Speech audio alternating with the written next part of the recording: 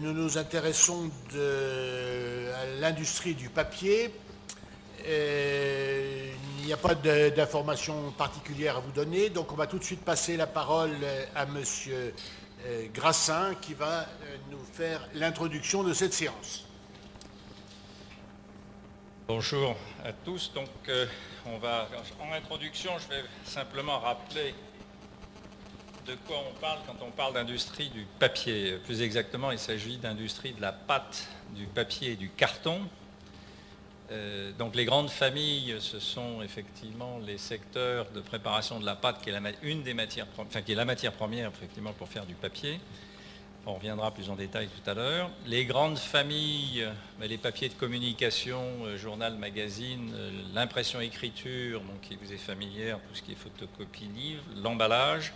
Ce qu'on appelle sanitaire et domestique, je dirais c'est depuis les essuie-mains, les papiers de toilette et autres usages. Et puis alors la ribambelle des papiers spéciaux, depuis le papier de billets de banque, les papiers cigarettes, les papiers pour salle de chirurgie, et là il y en a une liste, mais évidemment avec des volumes beaucoup plus faibles. Et puis le carton plat, distinction importante avec souvent ce qu'on appelle carton, qui est en fait le carton ondulé. Le carton ondulé relève, lui, d'une activité de transformation, puisqu'il s'agit de coller pour assembler avec la spirale, la sinusoïde intérieure, coller différents papiers pour former du carton ondulé. Donc c'est une industrie de transformation qui ne fait pas partie de l'activité considérée comme industrie papière, même si un certain nombre d'opérateurs sont intégrés, bien sûr, sur l'aval, c'est-à-dire sur cette transformation.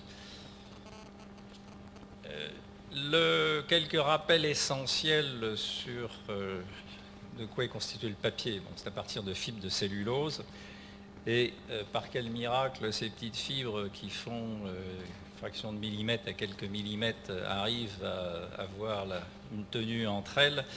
C'est absolument pas pour des liaisons mécaniques, un assemblage qui n'aurait aucune tenue, c'est simplement parce que c'est la chimie qui effectivement fait des miracles grâce à la présence de groupements hydroxyles, c'est-à-dire de liaisons OH sur les molécules de cellulose.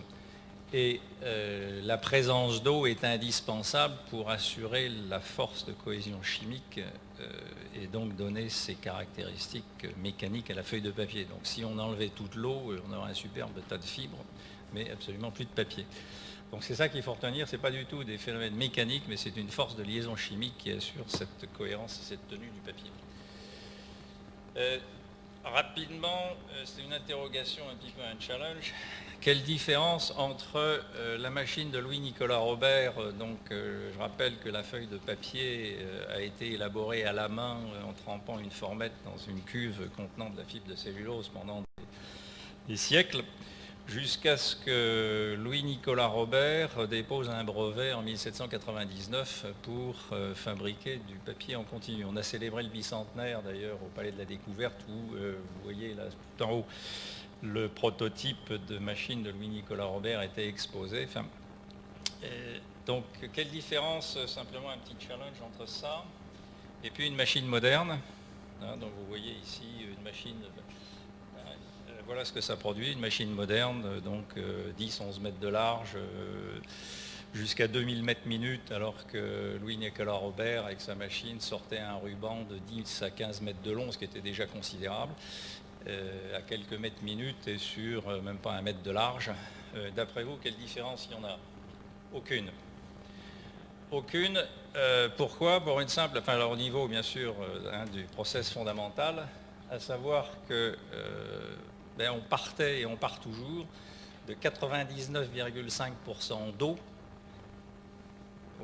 à laquelle j'aurais mélangé bien sûr la fibre de cellulose et quelques autres constituants pour aboutir à la fin du process à du papier qui contient 6 à 8% d'eau. Et fondamentalement, le process n'a pas évolué depuis. Alors pourquoi? Parce que si on voulait diminuer la quantité d'eau, c'est-à-dire augmenter la concentration, le problème auquel on est confronté, c'est qu'on aurait des flocs, des agrégats de fibres qui se formeraient spontanément et qui, à ce moment-là, empêcheraient une formation tout à fait uniforme de la surface et de la feuille de papier. Juste à titre indicatif, donc Louis-Nicolas Robert, je reviens rapidement sur sa machine, avait une espèce de système d'écope qui plongeait dans cette cuve où était la pâte à papier et déposait cette pâte sur une toile en cuivre, donc finement perforée, à travers laquelle se formait un égouttage, suivi d'une opération où vous avez les deux rouleaux. Alors, je ne sais pas si ça marche avec ah oui, pardon. Les deux... Oula, c'est sensible. Voilà, les deux rouleaux qui sont ici, qui sont couverts d'un feutre pour presser et donc évacuer un petit peu plus d'eau. Et la feuille avait une certaine tenue qu'il fallait ensuite évidemment transférer à la main et laisser sécher. Bon, je vous passe sur les détails de l'invention qui a été malheureusement pas développée en France, mais capturée de manière assez indélicate par des Anglais qui ont développé le procédé. Et vers 1820, donc à la machine de Louis-Nicolas Robert, où il y a eu quelques modifications de process, on a rajouté le principe du séchage de la feuille directement à l'aide de cylindres chauffés par de la vapeur, et ce qui est effectivement le process actuel. Donc on voit qu'on n'a pas beaucoup de différence, on n'a pas de différence fondamentalement au niveau du process, si ce n'est des améliorations technologiques de réalisation. Juste pour information, quand vous partez de 99,5, au niveau de ici, avant d'entrer dans le pressage, toutes les machines à papier du monde fonctionnent sur ce principe. Ici, après égouttage naturel à travers une toile plastique perforée, vous commencez par presser mécaniquement, exactement comme si vous mettiez une éponge sous un robinet. L'éponge, ça va commencer à dégouliner tout seul. Vous voulez sécher, vous appuyez mécaniquement avec la main, vous voyez un égouttage. Puis si vous voulez aller plus loin, il faut la passer au micro-ondes ou la faire sécher avec de la vapeur. C'est le principe d'une machine à papier. Donc avant d'arriver aux sections de presse, on est à peu près à 18% de matière sèche, on va dire. Après la section de presse et avant l'entrée dans la sécherie, où là, je vous le rappelle, on utilise la vapeur à travers des cylindres creux donc qui vont chauffer la surface des cylindres et faire l'évaporation de la feuille. On est à 45, entre pas tout à fait 50% de siccité. Et puis le séchage, c'est-à-dire la chaleur latente de vaporisation qui fait son effet.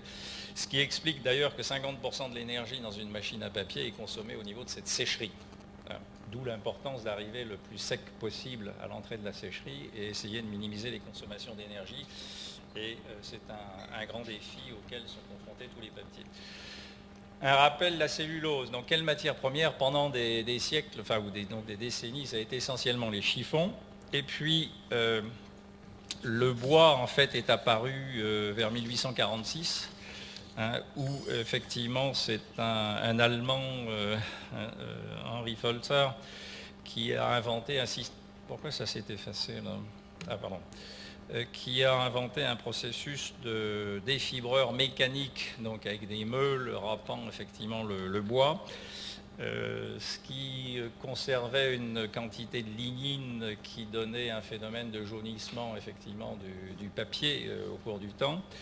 La chimie s'est effectivement intéressée au sujet pour améliorer le processus et la qualité de la fibre, et en particulier toutes les questions de blanchiment, jusqu'à ce que le procédé Kraft, on va revenir tout à l'heure, qui lui aussi a été inventé par un chimiste allemand dénommé Dahl vers 1880, conduisent, je dirais, au processus dominant aujourd'hui de fabrication de pâte à papier à travers le monde. Mais on y reviendra tout à l'heure. Les vieux papiers, évidemment, sont une source tout à fait importante, même plus si je prends la France, Paul-Antoine Lacour, qui est le délégué général de la Copacel, nous en touchera deux mots tout à l'heure. En France, plus de 50% de la matière première vient des vieux papiers. Mais à l'origine, de toute façon, il faut quand même une fibre vierge, une fibre neuve pour renouveler, sachant que les vieux papiers ne sont pas éternels en termes de qualité de fibre chaque fois qu'ils subissent des traitements. Donc voilà quelques échéances. 1950, en fait, le gros des développements, c'est à partir de 1960, l'utilisation industrielle. Je ne vais pas rentrer dans le détail de ce schéma, mais de préparation de la pâte de cellulose. J'oublie volontairement les vieux papiers, je les ai mentionnés. Au niveau du bois, donc partie de gauche, ce sont les rondins d'éclaircie classiques. On commence par écorcer.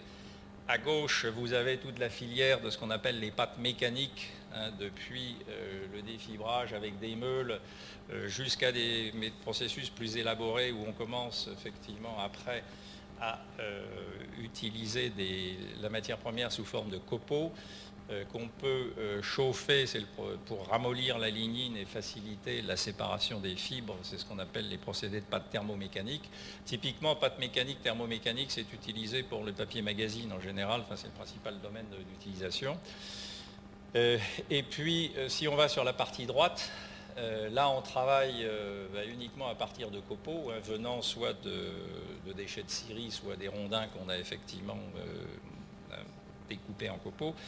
Et on rentre dans un processus de lessivage donc chimique où on va dissoudre lignine et hémicellulose pour extraire effectivement de la cellulose, soit sous forme écrue, ça va servir en particulier à faire beaucoup de papier d'emballage, soit sous forme blanchie, et à ce moment-là, ce sont des opérations de traitement chimique ultérieur, faire de la pâte chimique blanchie. Titre indicatif, donc voilà à quoi ressemblent des usines de pâte Kraft. Aujourd'hui, on utilise des bioraffineries, mais on faisait déjà de la bioraffinerie en 1880 quand on a démarré le processus Kraft. Je veux dire, mais on ignorait le terme. En haut à gauche, vous avez une vision de l'usine de Veracel au Brésil qui fait avec une seule ligne un peu plus d'1 million de tonnes de pâte d'eucalyptus blanchie. On voit d'ailleurs, c'est intéressant, les plantations d'eucalyptus avec 70 000 hectares, une vitesse de croissance qui est à peu près de 45 mètres cubes par hectare et par an dans l'état de Bahia, enfin où se trouve l'usine de Veracel. On voit qu'on a planté les eucalyptus sur le plateau et qu'on a gardé dans toutes les vallées la forêt primaire, la forêt atlantique, hein, pour gérer cet équilibre de biodiversité. En bas à droite, vous avez une usine récente en Allemagne de l'Est, ex-Allemagne de l'Est, en Länder de l'Est, l'usine de Stendhal. Donc vous voyez, c'est un ensemble assez lourd, enfin on va y venir. Et l'autre photo, c'est pour l'illustration d'une usine finlandaise. Un élément important à noter, industrie extrêmement capitalistique. Hein, je vous donne le premier chiffre, 1,9 milliard de dollars pour 1,3 million de tonnes.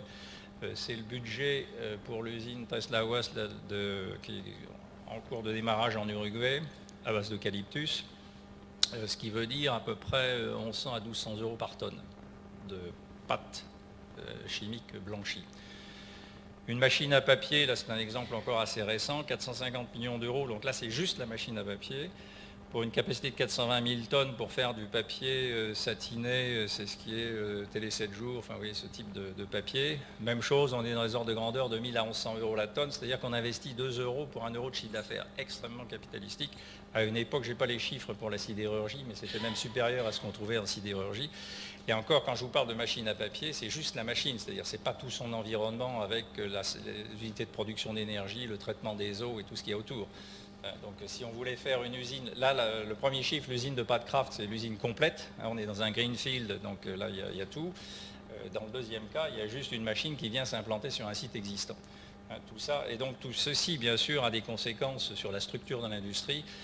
Une industrie qui historiquement a été constituée de petites entités au bord de petites rivières et qui aujourd'hui est devenue mondiale. Et évidemment, c'est difficile d'investir, et on n'investit pas tous les jours des sommes de cette ordre.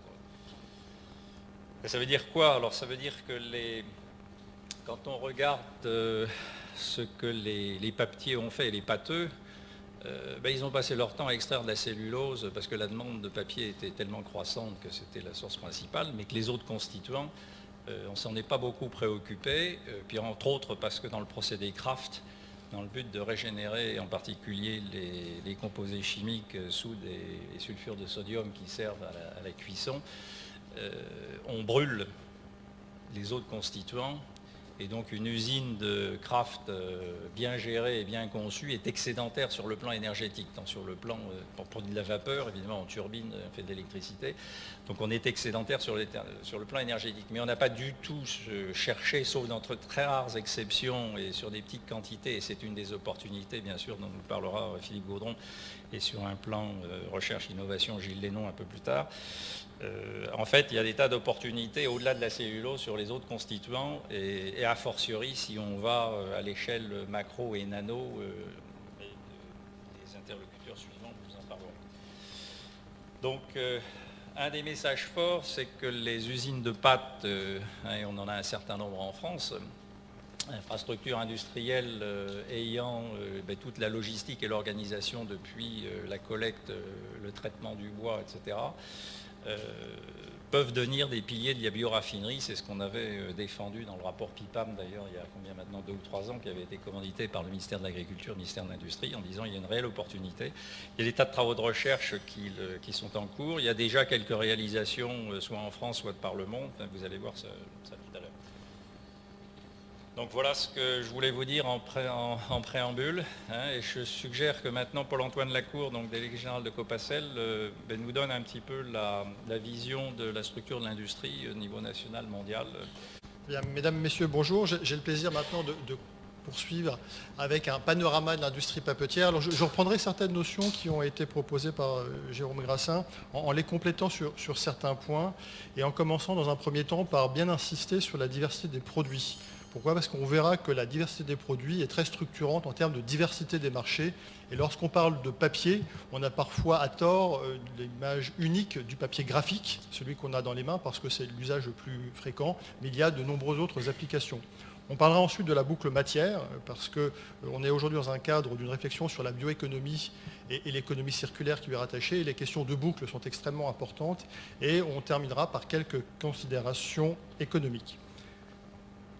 Alors, en matière de produits, ce qu'il faut bien avoir à l'esprit, c'est qu'en réalité, le papier est constitué de fibres de cellulose, de fibres végétales, qui sont issues, qui sont entrelacées, qui sont liées les unes aux autres par les liaisons faibles qu'évoquait Jérôme Grassin tout à l'heure, et que ce matelas végétal que vous voyez là a pour grande caractéristique de pouvoir donner de très nombreuses applications différentes. En termes d'applications, vous avez une illustration simple qui est donnée sur la photo qui est là à l'écran. Vous voyez qu'en réalité, ce matelas fibreux, vous pouvez l'utiliser soit comme support d'impression, d'écriture, de peinture. C'est ce qui est illustré avec le bloc-notes sur le bureau. C'est ce qui est illustré également avec les papiers de création, le papier rouge qui est à gauche. Donc première application habituelle, c'est celle du papier en tant que réceptacle d'encre, réceptacle d'un produit permettant de transmettre de l'information. Il y a un deuxième type d'usage évidemment très très fréquent qui est celui d'utiliser le matelas fibreux présenté juste avant pour avoir un matériau. Et ce matériau a comme utilisation fréquente celle d'être utilisé pour de l'emballage. Donc l'exemple que vous avez typique, c'est la boîte pliante, la boîte en carton qui est juste au-dessus.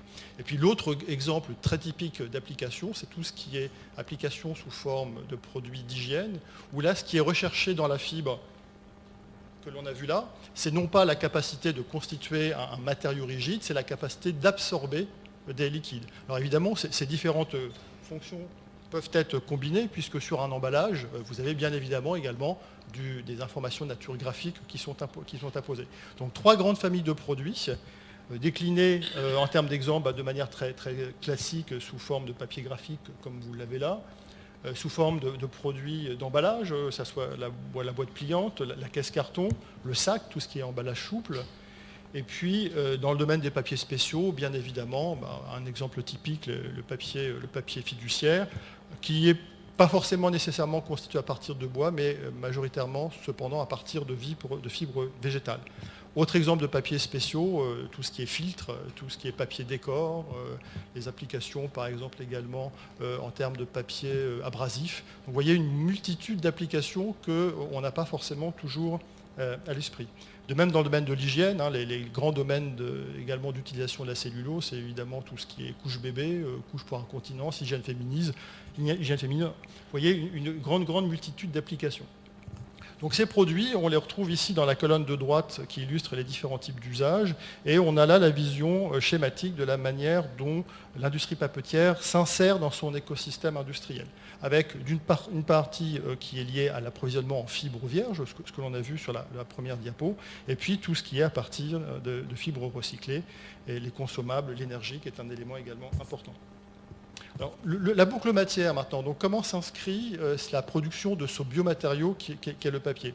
À la base est la forêt. À la base se situe la biomasse forestière, c'est ce que vous avez au milieu de la diapo.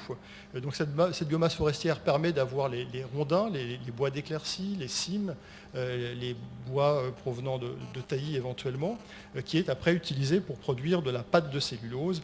Mais vous avez également comme autre application, comme autre matière première, tout ce qui est constitué des produits connexes de scierie, tous les déchets résultant de la production du sciage.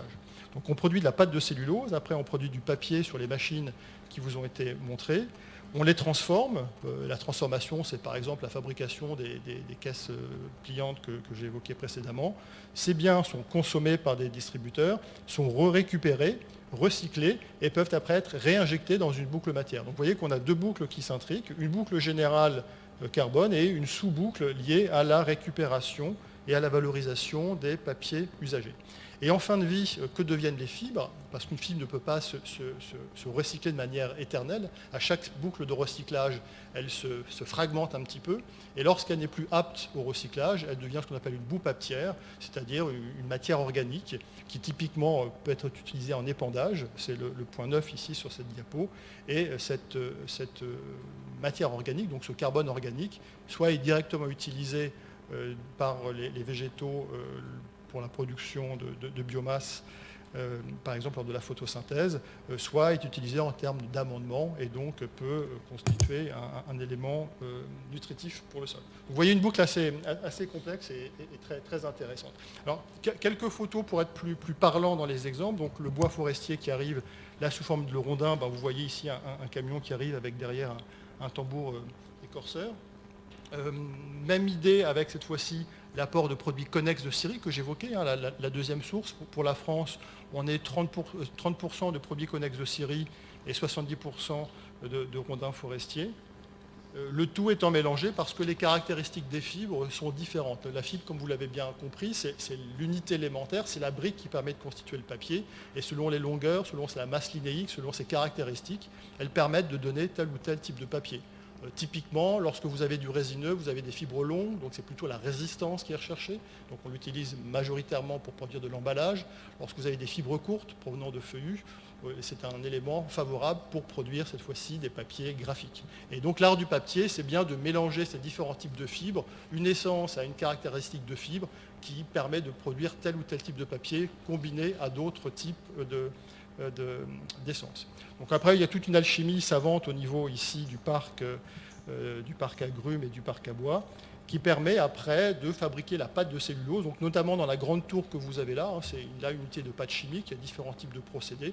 Donc l'idée quelle est-elle? Elle est assez simple, vous avez un gros autocuiseur, vous rentrez des copeaux de bois tels qu'on les voit là, vous les mélangez avec différentes substances chimiques, vous liquéfiez la lignine, donc on liquéfie les lignines, on la récupère, on la régénère par tout un ensemble de bouts dont je vous passe le détail, et on a en bas de cette colonne la cellulose qui, d'un point de vue pratique, se présente un petit peu sous la forme du papier buvard. Lorsqu'on parle de pâte à papier marchande, la pâte à papier marchande, une fois qu'elle est séchée, se présente sous forme de buvard et après commercialisée sous forme de cube d'un mètre cube de côté. Après machine à papier, donc là je passe vite puisque Jérôme Grassin a présenté ces différents exemples. Donc là on est à l'autre bout de la machine, on a les bobines, un stockage de bobines, et donc ça c'est la matière intermédiaire qui permet la fabrication de tous les biens que j'évoquais précédemment dans le domaine du graphique, de l'emballage, etc. Alors vous avez également la deuxième sous-boucle, vous vous souvenez de la boucle à partir de papier récupéré. Donc typiquement dans une usine, à quoi comment ça se présente? Ça se présente sous forme de gros cubes de papier récupéré qui sont stockés sous la forme que vous avez là et qui après sont évidemment classés, purifiés, mélangés, puisque là encore on a une très grande diversité de papiers usagés. Vous imaginez bien que par exemple les vieux papiers récupérés à l'arrière des supermarchés qui sont des papiers bruns ne sont pas les mêmes que les rognures que l'on récupère chez un éditeur ou chez un imprimeur qui sont des papiers blancs de très bonne qualité. Donc on a après toute une alchimie du mélange des fibres en fonction des matériaux recherchés. Si on regarde maintenant quelques aspects relatifs à l'économie de l'industrie papetière. Donc, un focus sur l'industrie papetière française, 75 entreprises, 91 usines. Vous avez une carte un peu plus loin. Donc, vous voyez que c'est un secteur qui est très concentré, c'est-à-dire qu'il y a peu d'entreprises papetières, et les entreprises utilisatrices du bois sont encore plus réduites parmi celles-là. C'est-à-dire que vous avez une petite dizaine d'entreprises qui utilisent du bois pour produire de la pâte, soit en tant que pâte marchande, souvenez-vous du buvard, soit pour transformer cette pâte marchande et fabriquer du papier. Alors pourquoi est-ce que le nombre est si réduit? Parce que, vous le voyez d'une photo comme celle-là, on est sur des installations très capitalistiques, ça a été dit par Jérôme Grassin. Les dernières annonces d'investissement qui datent du mois dernier pour une unité en Finlande, on est de l'ordre du milliard d'euros, si vous voulez. Donc c'est très capitalistique et évidemment, le fait d'être très capitalistique impose d'être sur un nombre d'unités très réduites pour lesquelles l'économie d'échelle est une notion fondamentale. Autrement dit, plus vous êtes gros, plus votre coût à l'unité de tonne ou du papier est faible. Donc vous écrasez comme ça vos coûts variables et c'est bien évidemment une logique qui est opposée à une logique agricole de collecte de bois, puisque au contraire, plus on va chercher du bois et plus la dernière tonne marginale est élevée. Donc on est dans la France dans une situation où on limite la taille des usines parce qu'on a la conjonction de deux courbes, une augmentation d'économie d'échelle liée à la tendance naturelle d'avoir des installations les plus grosses possibles, mais à rebours, une économie de la collecte de bois qui fait que plus vous allez chercher loin, plus c'est cher, et on est donc aux alentours de production de pâtes de 300 000 tonnes. Donc 300 000 tonnes, ça fait à peu près 1,2, 1,4 million de tonnes de bois. Là où on disait qu'on était par exemple au Brésil sur des capacités de 1 million de tonnes l'usine. Donc vous voyez qu'on a des situations très différentes.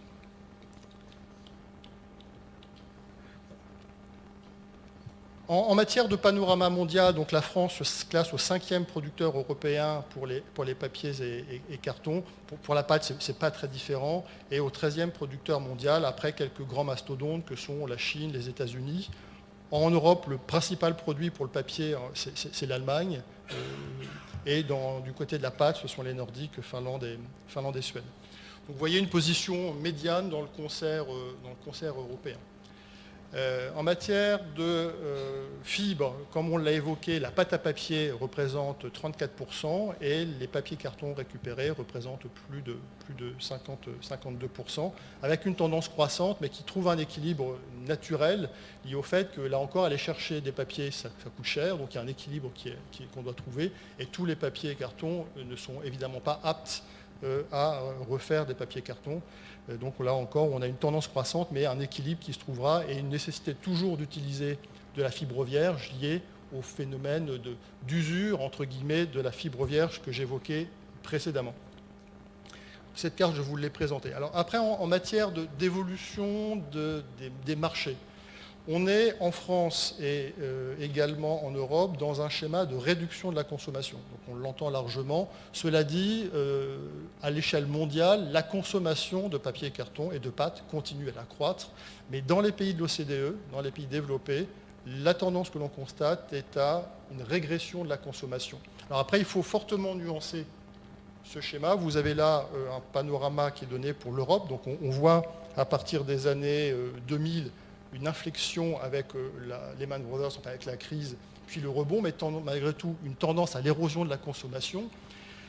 En réalité, il faut regarder de manière beaucoup plus attentive les différents types de marchés. De manière simple, vous vous souvenez qu'il y a 3 grands types de compartiments, le graphique, l'emballage, l'hygiène et toute une application de spéciaux.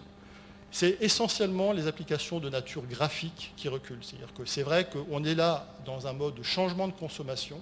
Jusqu'à présent, le papier avait une situation de monopole, autrement dit, dès lors que vous vouliez transmettre une information, stocker une information, on avait soit les tablettes d'argile à l'époque des Sumériens, on est après passé à d'autres supports marginaux, mais depuis la révolution industrielle, le papier était en situation de monopole pour la transmission de l'information, la transmission de la culture, le savoir, les images, etc. Depuis quelques années, il est vrai qu'on est dans un changement de société dans lequel il y a de nouveaux supports qui apparaissent.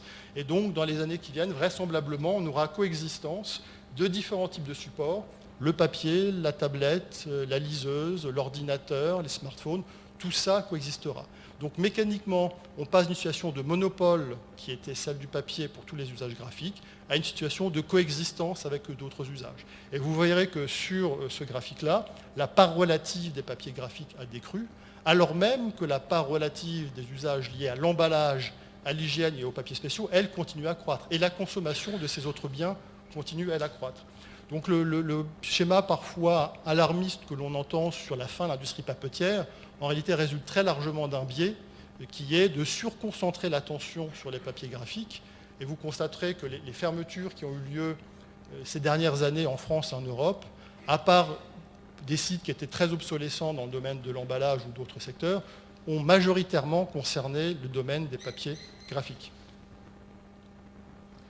La production, évidemment, s'ajuste à la consommation. C'est une loi de l'offre et de la demande. Autrement dit, lorsque la consommation décroît, ça pèse évidemment négativement sur les prix. Donc ça conduit les entreprises à fermer des actifs, fermer des entreprises.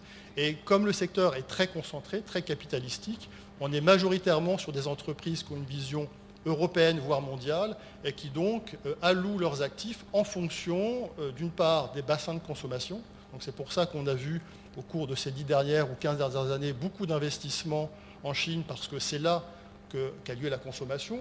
Toutes les chaussures qu'on reçoit, les écrans plats, il faut bien que les Chinois les emballent, et donc il faut mettre du papier pour faire des caisses carton pour nous envoyer des écrans plats. Et symétriquement, dans un autre domaine qui est celui de la pâte à papier, il y a eu une localisation des actifs dans les zones à forte productivité biologique, que sont principalement le Brésil, l'Uruguay et le Chili dans une moindre mesure. Donc en Europe, dans les pays de la CDE, vous voyez, ralentissement de la production, là encore essentiellement dans le domaine du graphique. Ça ressort très bien dans le graphe qui compare la situation 2012 à 2013. Donc vous voyez pour la France, recul des usages graphiques, augmentation en revanche pour la production des autres usages. Donc tout ça conduit malgré tout à un infléchissement de l'effectif salarié. Donc il y a deux tendances. La tendance lourde qui est celle de la destruction d'emplois dans l'industrie liée aux économies mécaniques que les gains de productivité. Et puis un deuxième effet qui est celui de la fermeture des sites dans le graphique que j'évoquais. Donc en conclusion, vous voyez que le papier est utilisé pour une très très grande diversité d'usages.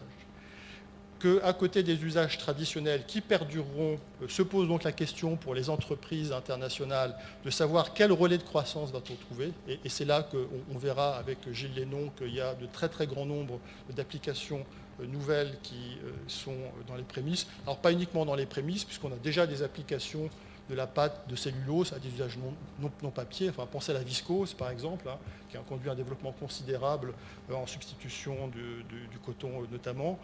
Pensez également à d'autres produits comme les acétates comme les esters de cellulose, etc. Donc la question fondamentale qui se pose, c'est sera-t-on capable en France de tirer parti de ces évolutions vers de nouveaux types de produits? Et la question sous-jacente est donc celle notamment de la compétitivité des facteurs de production, avec comme facteur de production principal celui de l'accès à la ressource, puisqu'on compare nos usines françaises avec des situations qui sont celles de Fibria. Jérôme Grassin présentait Veracel, mais la situation est tout à fait analogue. Alors, vous voyez bien que là, on est dans une situation évidemment beaucoup plus favorable. Bon, cela dit, il faut avoir plusieurs éléments en tête. Un, là, on est sur l'eucalyptus, donc sur la fibre courte. Or, on a besoin de fibres courtes et de fibres longues. Donc, de la pâte à papier, ce n'est pas une espèce de bien générique. Il y a une grande diversité de types de pâtes. Et les Brésiliens ne savent pas faire de la pâte de fibre longue. En second lieu, les nouvelles capacités qui se mettent en place en Amérique latine ne peuvent pas à elles seules satisfaire la faim de fibres du monde, la faim FIM, c'est-à-dire qu'on a un besoin croissant de fibres, et donc il faudrait chasser l'idée qu'on aura une espèce de réservoir à fibres dans le monde qui sera en Amérique latine et qui irriguera l'intégralité de la planète. On continuera à avoir besoin en Europe et dans les pays développés d'unités de production de pâtes. Après, ça sera la question de la compétitivité relative, France, Allemagne, Finlande, qui fera qu'on aura ou non un développement de cette industrie sur notre territoire. Je vous remercie de votre attention. Voilà. Mesdames et messieurs, bonjour. Après ce petit incident technique, rentrons dans l'histoire de la bioraffinerie. Donc, vous avez eu une approche assez approfondie du papier, de sa structure, de sa production, une vision aussi très nette de l'industrie mondiale et française des pâtes et papier.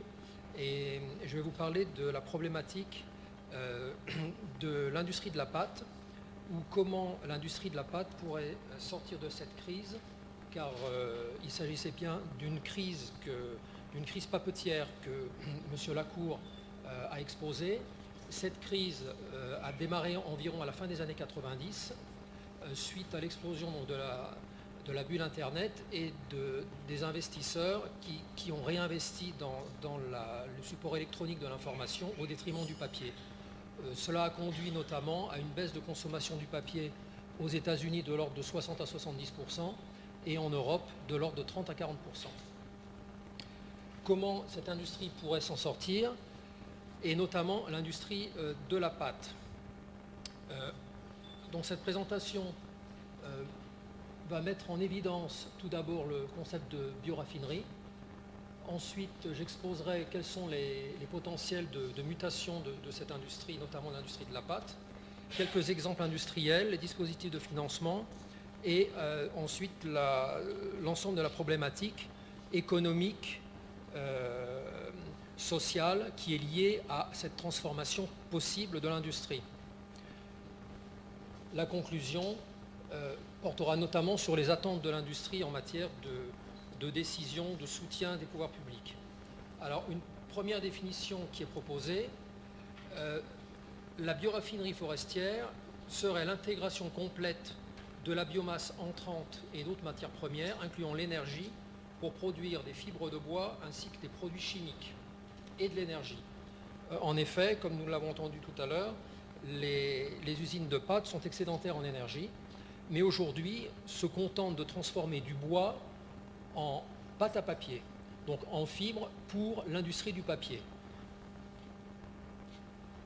L'ADEME indiquait en 2011, et je lis le texte en vert, nous avons pour ce sujet d'avenir également un nouvel écosystème en construction avec des acteurs qui sont à la fois concurrents et indispensables à coordonner pour que naissent de nouveaux vecteurs énergétiques.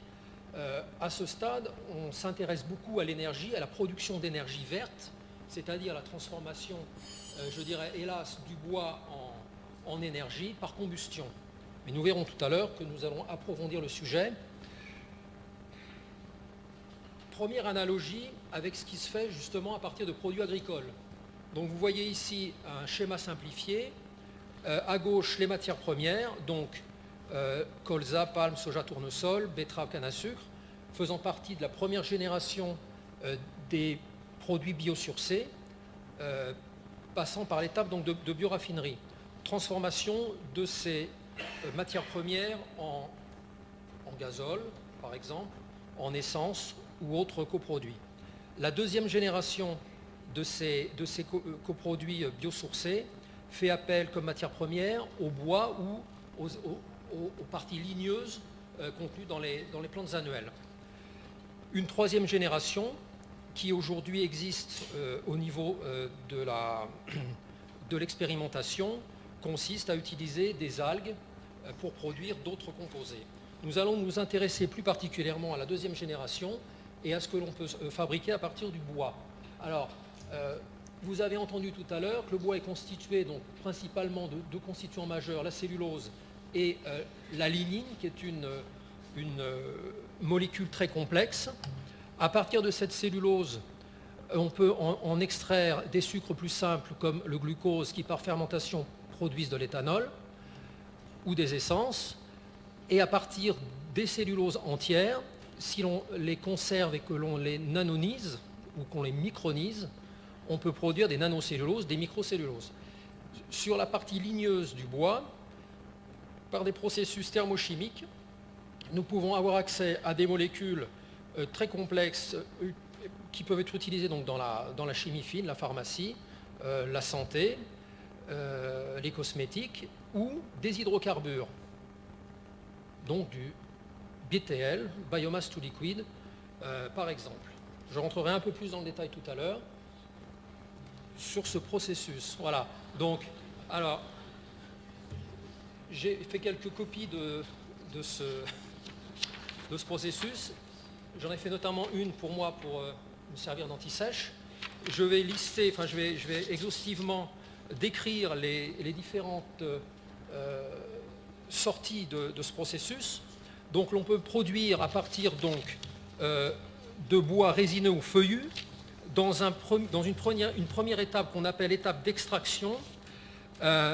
Donc des produits chimiques, alors je cite des noms, du nutraceutique, c'est-à-dire des matériaux pouvant être utilisés pour fabriquer des comprimés, des lignanes et flavonoïdes, donc qui sont des antioxydants, du furfural, de l'éthanol, tout comme à partir donc, des plantes annuelles, à partir des lignosulfonates, des liants industriels,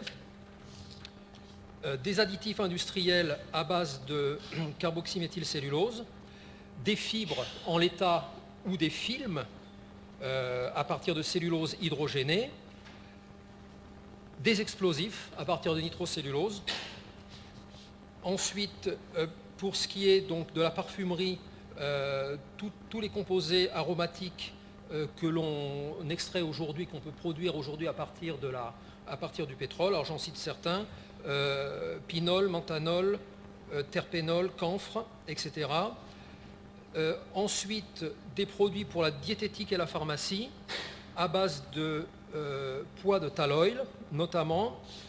Toute une famille de produits issus donc, des acides gras, des huiles industrielles, donc résines, alkydes, des savons, des émulsifiants, des bitumes, des encres, et une dernière famille qui sont les résines taquifiantes pour polyuréthane. Donc, exhaustivement dit, ceci correspond à un éventail, un portefeuille de produits totalement large, aussi large que tous les coproduits à partir de pétrole. Il faut se souvenir que le pétrole n'est autre que le résidu obtenu par compression et dégradation des végétaux au cours de millions d'années. Ce que l'on est capable de faire aujourd'hui au plan industriel, mais qui n'est pas encore bien entendu répandu, mais nous connaissons, les procédés sont connus, en 48 heures, en gros, on fait exactement la même chose. C'est-à-dire qu'on transforme le bois dans tous ces dérivés-là. Voilà. Donc cette bioraffinerie, c'est de la chimie. Quel que soit le végétal utilisé, on l'a vu, que ce soit des plantes annuelles, du bois ou des algues, il y a des solutions techniques existantes, qui ne sont d'ailleurs pas très récents. Le procédé par exemple Fischer-Tropsch, qui permet de transformer le bois en gazole, date de plus de 70 ans. Les aspects disponibilité de la ressource et la rentabilité économique prévalent bien entendu dans le choix du procédé, dans le choix des produits que l'on souhaiterait produire. Je pense que pour pérenniser l'activité, il faut raisonner en dehors de tout effet levier spécifique de subvention. En effet, les subventions sont des soutiens entre guillemets pour l'industrie qui pourraient être vus comme artificiels et qui, si un jour devait s'éteindre par manque de moyens, ça contribuerait à affaiblir considérablement l'industrie qui aurait choisi cette voie. Donc il faut vraiment faire les calculs de manière précise. En conclusion, on ne dit plus on fabrique de la pâte à papier à partir de bois. Dans la bioraffinerie, on produit des fibres, des produits chimiques élaborés et de l'énergie. L'aspect énergie reste toujours valable. La bioraffinerie ne se substitue pas aujourd'hui aux productions d'énergie verte, c'est-à-dire quand on turbine de la vapeur pour produire de l'électricité à partir de la combustion de déchets de bois. Ça reste valable. Que dit l'ADEME sur ce sujet, toujours dans cette même note de 2011 ? Le développement des bioraffineries et de la chimie du végétal s'est accéléré depuis ces dernières années. Les filières céréalières, betteravières, oléagineuses sont parfaitement structurées. Il en est de même de celles qui approvisionnent les usines de pâte à papier. Les autres filières d'approvisionnement en biomasse inocellulosique sont en revanche encore dans leur phase de développement.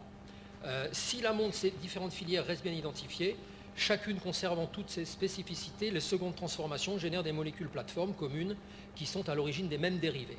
Voilà, donc ça ouvre une porte assez large à l'initiative industrielle, mais qui, bien entendu, pour être prise, aura besoin d'autres soutiens, j'y viens après, et d'autres engagements forts pour que la pérennité soit présente. Alors, on peut parler de mutation de l'industrie papetière, schématisée de la manière suivante.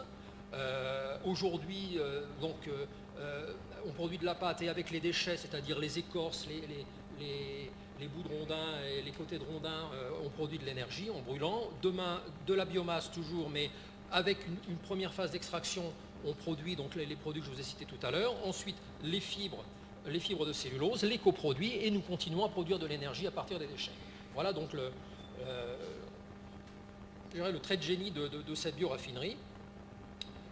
Pour ces coproduits, on a vu qu'ils s'adressent à des des utilisations finales de l'ordre de la chimie traditionnelle, de la pharmacie, des composites.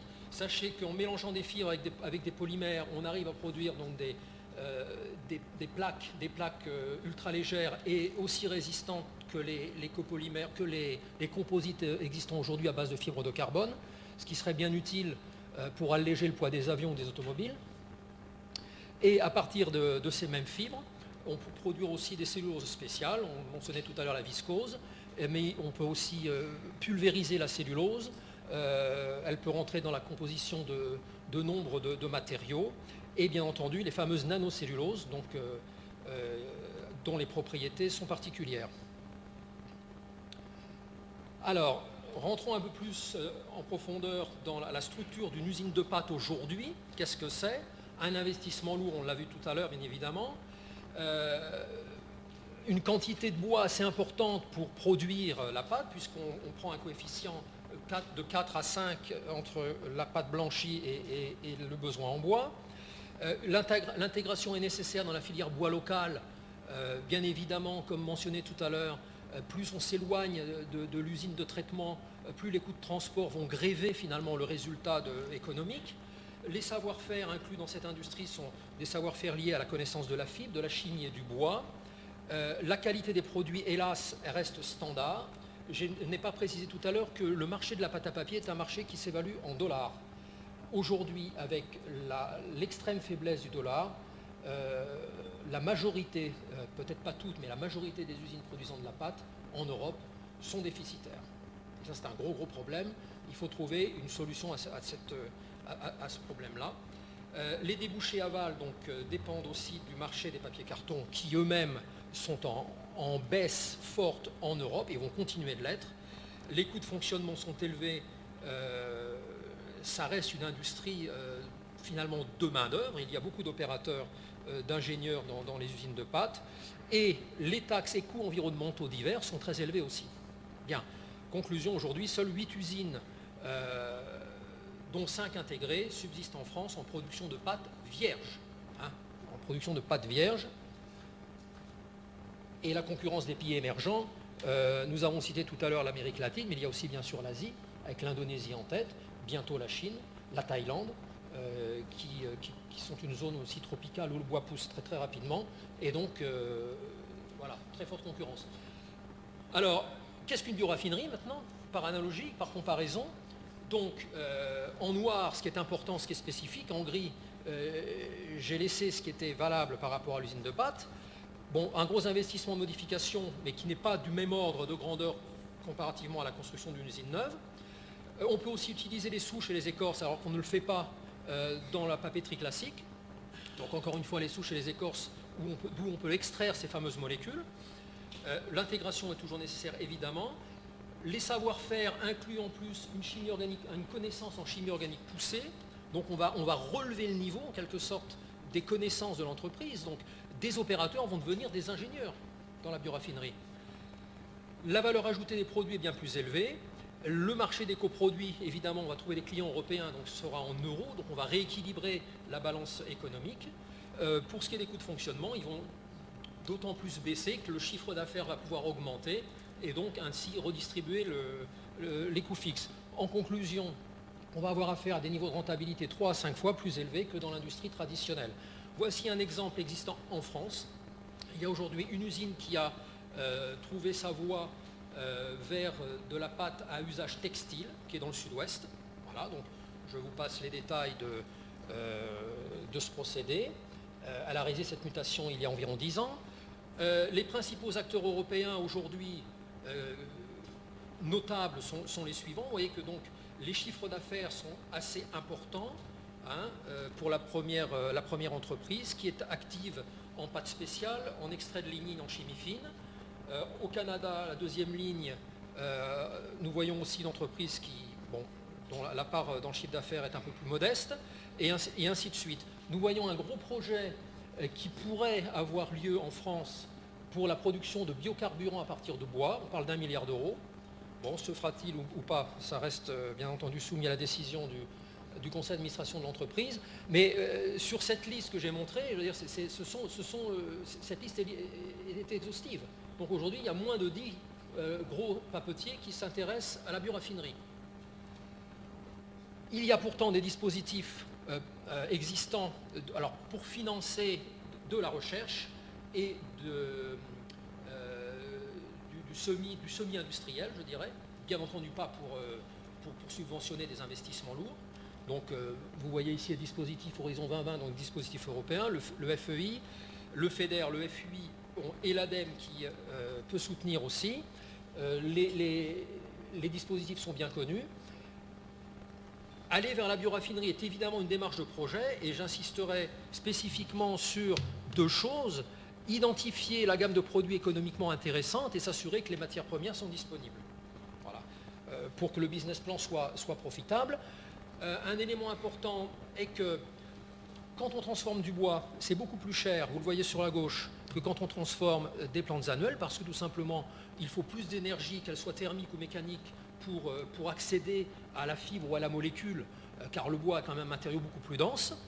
En revanche, ce qui est intéressant, c'est écrit donc en dessous, le bois est beaucoup moins foisonnant, donc les coûts de transport par tonne sont plus faibles, on en transporte plus à la fois. Et le gros intérêt surtout, c'est qu'au niveau des biomatériaux, la valeur est d'autant plus élevée que la molécule fabriquée est raffinée, si vous voulez. Donc, encore une fois, il faut faire un choix.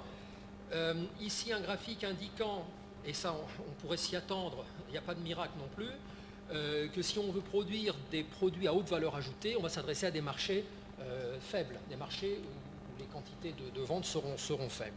Hein, c'est presque continu comme décroissance. L'analyse des forces, des faiblesses, des opportunités, des menaces nous dit qu'il y a des opportunités, je vais insister là-dessus, c'est-à-dire que la hausse des prix du pétrole pourrait conduire l'industrie à s'intéresser de plus en plus à cette bioraffinerie, à cette chimie verte. Évidemment, une volonté politique et sociétale est nécessaire pour amorcer ce virage. D'accord ? Je vais parler tout à l'heure de ce qu'il faut faire, de ce qu'il faudrait faire pour accéder plus facilement à la ressource en France. Et il est nécessaire évidemment qu'il y ait une alliance entre des partenaires. Le papetier tout seul ne peut rien faire, que ce soit sur le site ou dans sa chaîne logistique. Il doit forcément s'allier en aval notamment avec les utilisateurs, que ce soit de l'agroalimentaire, de la pharmacie, de la chimie fine. Ce devraient être des projets communs à des clusters par exemple, qui ont fortement démarré notamment en Europe, en Allemagne. Au niveau des menaces, la concurrence étant aujourd'hui des usines nord-américaines en matière de bioraffinerie, sont déjà démarrées il y a à peu près une dizaine d'années, et potentiellement les pays émergents pourraient faire de même. Voilà, donc l'ADEME nous dit, pour conclure cette note de l'ADEME, il convient également de rapprocher l'agriculture et la forêt. Voilà, vous avez vu qu'il y a quand même des analogies très, très claires. De nouveaux horizons doivent être donnés à nos filières papetières et pour mobiliser la biomasse forestière. L'ADEME le dit, il convient de développer et de faire fructifier ce croisement des regards et des approches, non seulement au niveau de la recherche, dont va nous parler Gilles tout à l'heure, mais à celui des développements industriels. Donc cette prise de conscience existe. Il y a effectivement 4 piliers importants à ce système sur lesquels je reviendrai tout à l'heure, mais j'agrippe la conclusion plus rapidement. La création d'un nouvel écosystème économique durable pourrait assurer la survie de l'industrie par une mutation. Et les 4 piliers, on les retrouve ici, sur une diapositive qui pourrait être intitulée « La vision technologie, forêt, emploi ». Voilà, et j'aurai terminé dans 1 minute. Donc, on parle d'améliorer la rentabilité de notre industrie, de faire évoluer les compétences, ce qui est très important aujourd'hui en France. Avec des taux de chômage très élevés, on pourrait aspirer, recréer par exemple des emplois de mobilisation de ressources forestières, toute cette chaîne logistique, bûcherons, débardeurs, transporteurs, et donc peut-être aussi scieurs, exploitants forestiers, etc. La relance de la filière bois, une valeur ajoutée sociétale, car effectivement la performance environnementale serait améliorée. La balance carbone, la balance énergétique est bien meilleure dans une bioraffinerie que dans une usine de pâtes. Les matières premières étant abondantes, le tout étant basé sur le concept de développement durable de manière concrète. Et autour, Donc tous les débouchés, toutes les conséquences positives, l'emploi, la fibre matière première de base pour une industrie biosourcée. Donc les attentes de l'industrie papier seraient les suivantes. Une direction claire à imprimer de par les pouvoirs publics, de manière à favoriser les projets à dimension régionale, et ça c'est très important, la dimension régionale des projets, j'insiste lourdement car nous voyons aujourd'hui fleurir des idées telles que la création d'une chaudière énorme, d'une méga centrale qui pourrait consommer jusqu'à 1 million de tonnes de bois par an dans une région où il n'y a pratiquement pas de bois. Donc je ne sais pas comment on va faire. Voilà. Si vous avez des questions à ce sujet, je serai très content d'y répondre.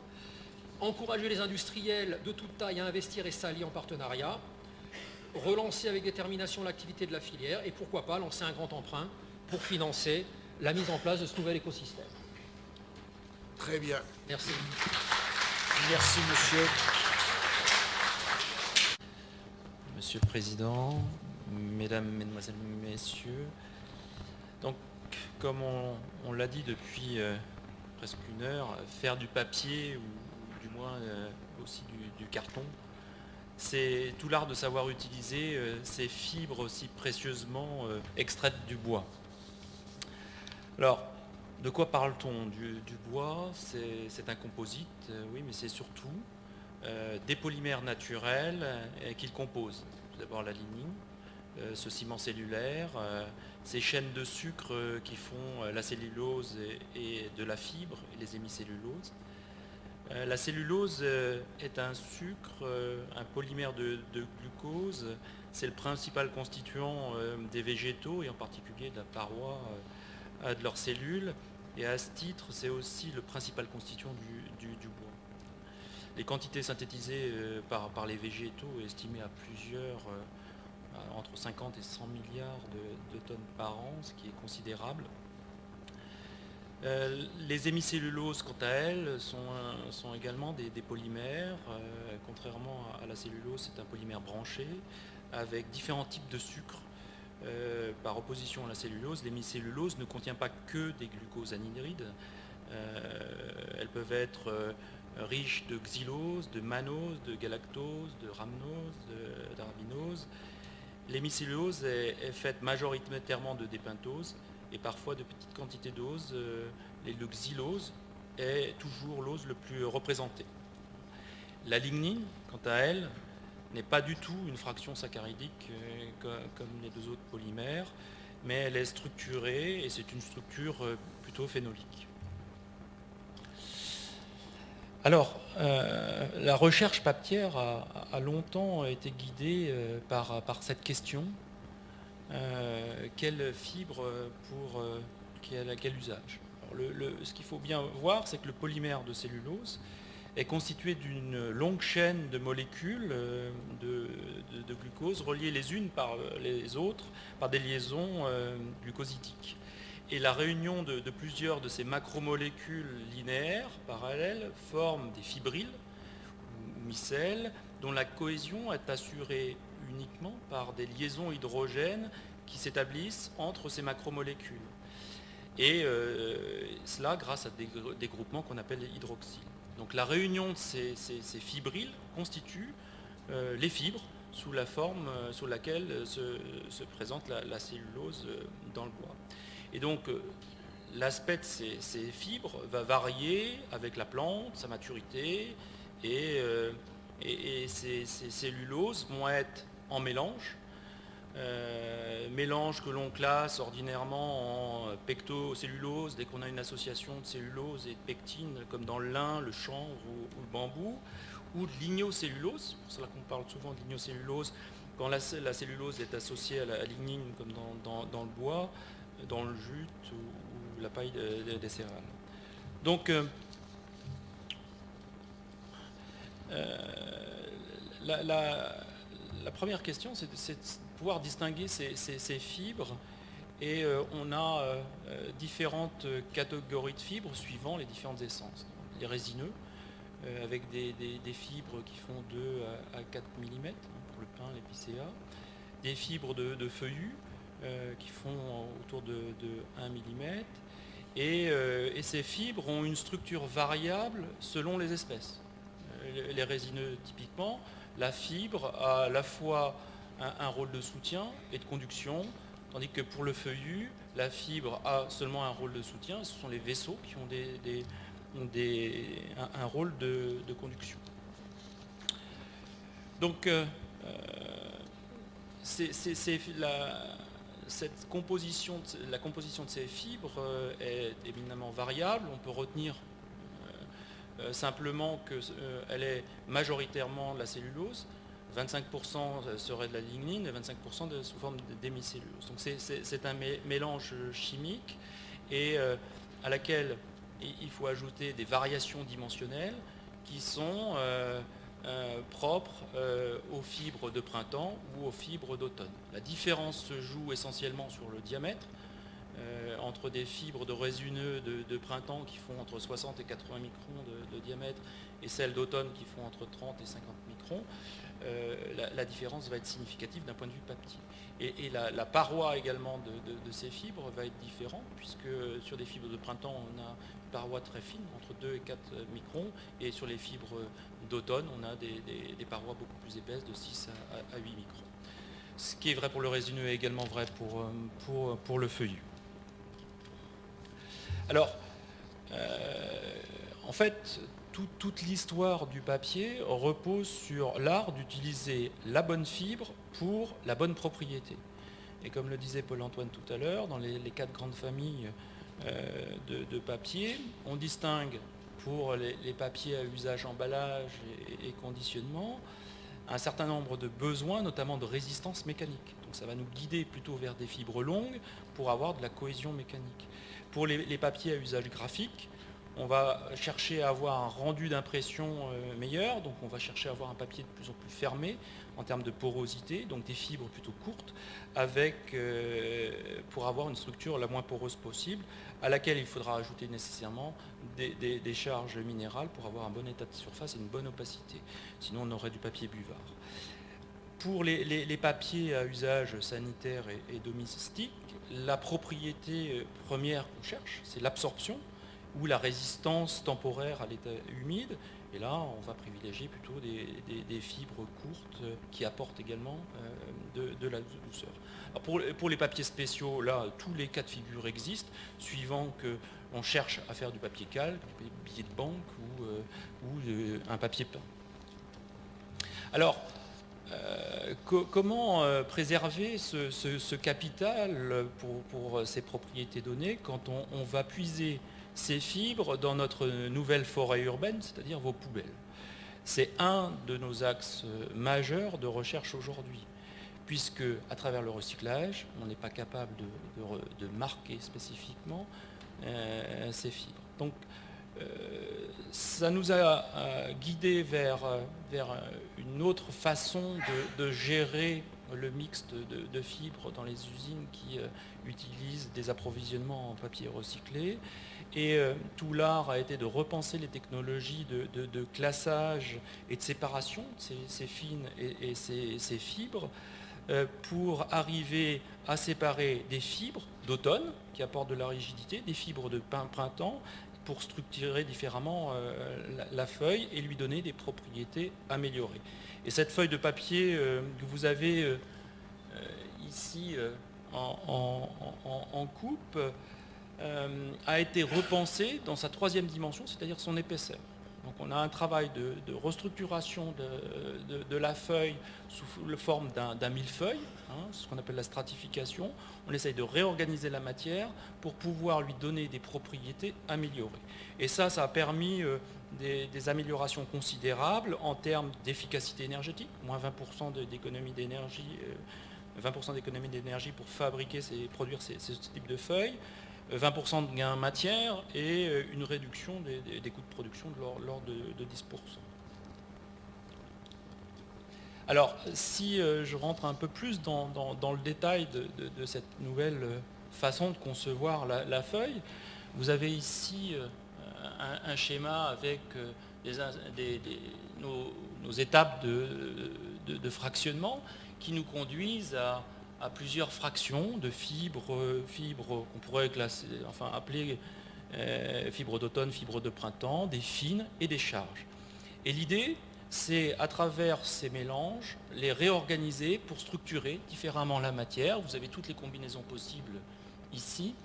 La combinaison que l'on privilégie aujourd'hui, c'est mettre les fibres d'automne à cœur qui apportent la rigidité et les fibres de printemps en surface pour fermer la structure et apporter de l'état de surface. Et ici, vous avez résumé donc la situation, la référence qui est un papier produit normalement suivant les technologies classiques et différents papiers produits avec ce procédé de stratification. Donc en abscisse, vous avez la rugosité qui est exprimée en quantité d'air traversant par minute une feuille et la rigidité. Donc vous voyez qu'on améliore considérablement l'état de surface et la rigidité d'une feuille. C'est repris ici sous ce graphe, c'est-à-dire que un papier normal, c'est la ligne de base à 0%. Ici, vous avez la rigidité en ordonnée. Donc, un papier stratifié va nous apporter 40% de gain de rigidité, juste par une réorganisation de la matière dans sa troisième dimension. Et si on diminue la quantité de matière pour produire le papier, on arrive à une réduction de poids de 10% pour des propriétés équivalentes en termes de propriétés mécaniques de la feuille. Et ça se voit par les différents clichés également tirés de la microscopie. Ici, vous avez une feuille formée normalement et après calendrage. Donc vous avez les états de surface visibles ici de façon plus développée. Quand on a un produit qui est stratifié, l'état de surface est bien meilleur et visible d'un point de vue microscopique. Alors, l'autre talon d'Achille du papier, ça c'est le paradoxe de la cellulose ne se dissout pas dans l'eau. Par contre, comme le disait tout à l'heure Jérôme, le fait de remettre une feuille de papier dans l'eau, on va casser les liaisons hydrogènes entre les fibres et elle va se déliter. Donc l'enjeu pour nous était important de corriger cette vulnérabilité et on a développé toute une technologie et on a réinventé en quelque sorte un Gore-Tex sur papier pour pouvoir conférer à ce papier une résistance à l'eau assez forte. Alors pour cela, on s'est basé sur une chimie plutôt propre, à savoir qu'on a utilisé le côté réactif de la cellulose par son groupement hydroxyle OH ici, en présence d'un chlorure d'acide gras qui est issu de la chimie du végétal, pour créer une liaison ester au niveau de la fibre de cellulose et développer cette hydrophobicité.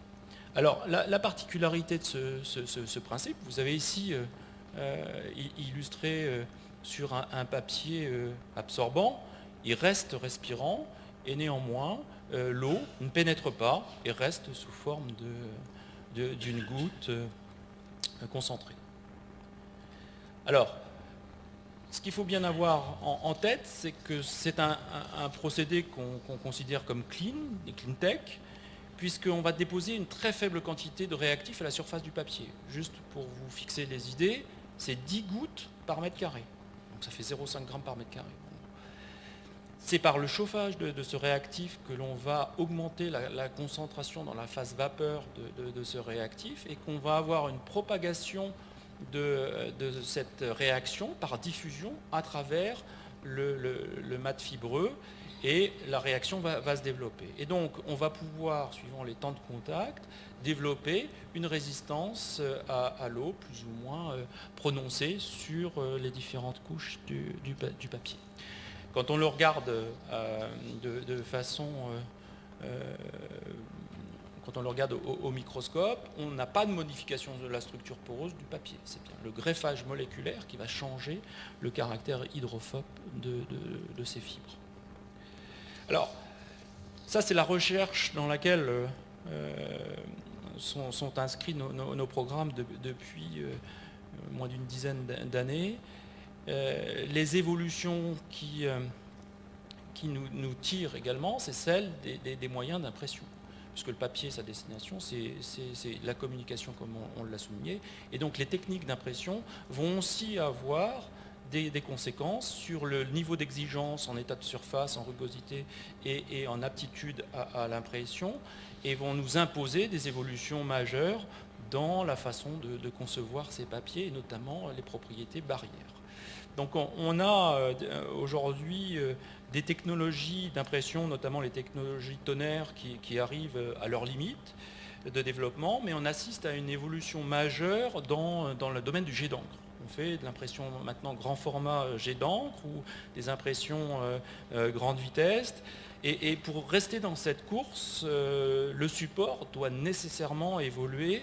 Et c'est un des défis quotidiens sur lesquels s'engagent nos équipes de recherche pour développer des nouvelles formulations d'induction ou de traitement de surface et arriver à prédire avec ces nouvelles technologies le rendu couleur de ces traitements après impression.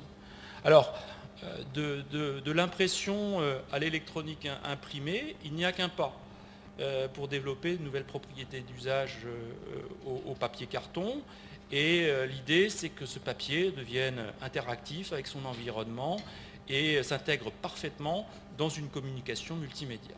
Alors, le mariage entre la science des matériaux et les métiers de l'impression nous ouvre de très belles perspectives, à condition que nous sachions rester en France dans cette course à l'innovation. Alors, juste à titre d'illustration, et j'approfondirai pas plus, quelques réalisations que nous avons développées ici à Grenoble. Tout d'abord, les premières lignes conductrices ont été réalisées sur un papier peint.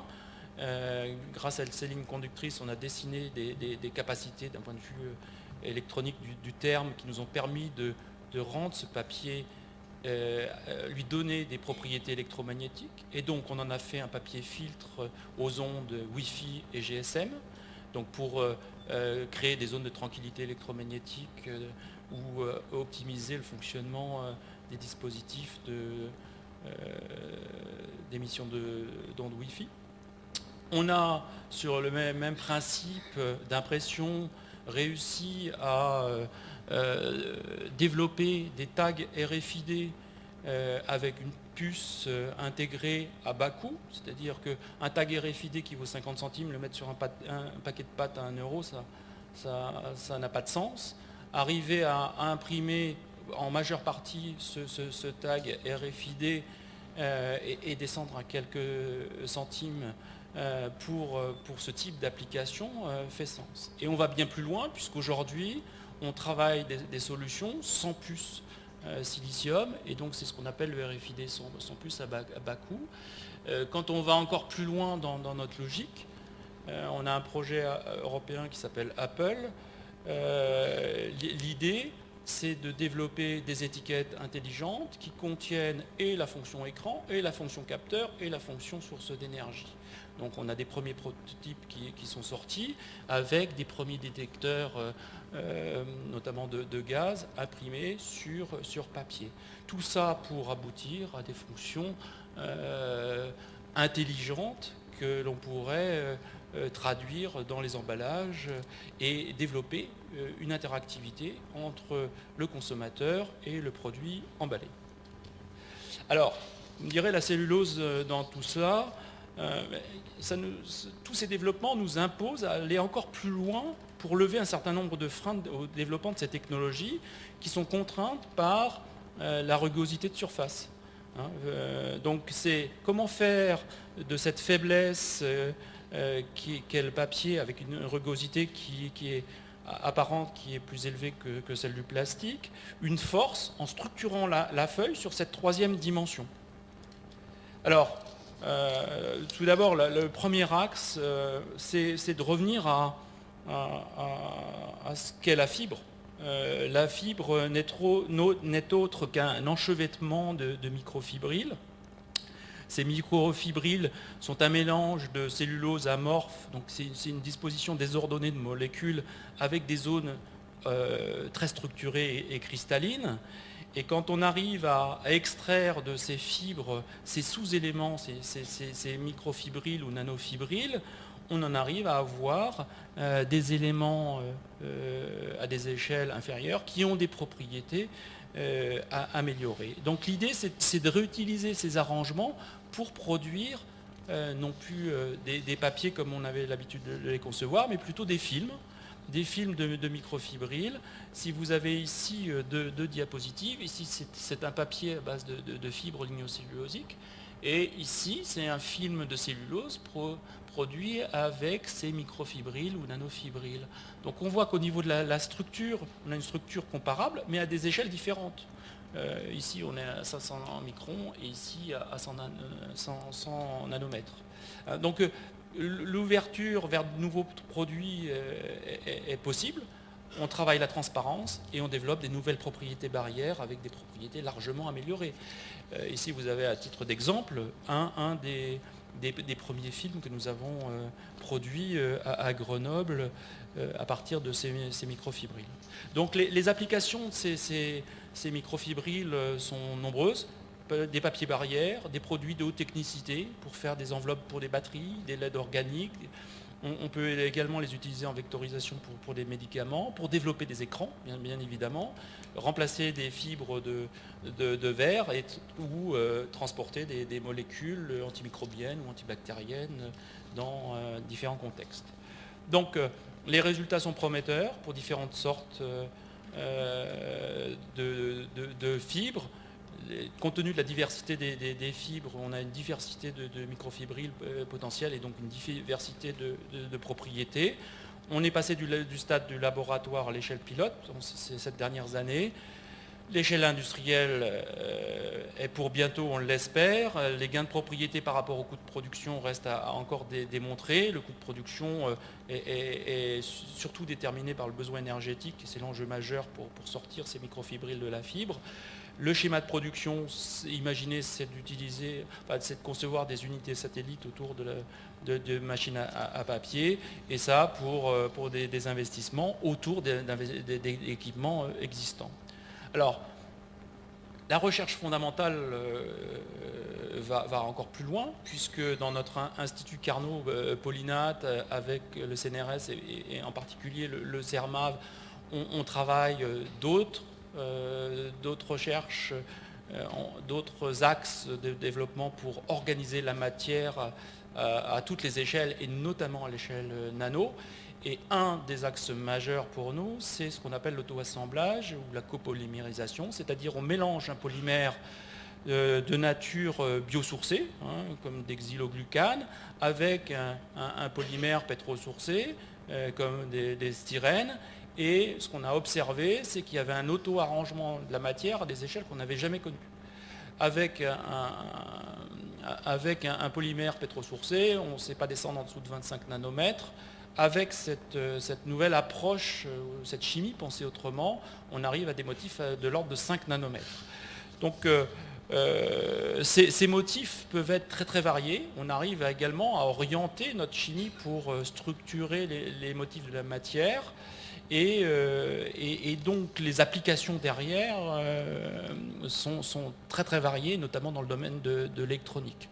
Alors, dans cette dernière configuration, nous sommes dans le schéma suivant, où de l'arbre, on va déstructurer la matière de la fibre vers les microfibrilles, les nanofibrilles, les nanocristaux de cellulose, arriver aux polymères, aux oligomères ou aux molécules élémentaires, et on va travailler la chimie dans l'autre sens pour arriver à restructurer la matière et développer des propriétés nouvelles à travers les matériaux que l'on va élaborer.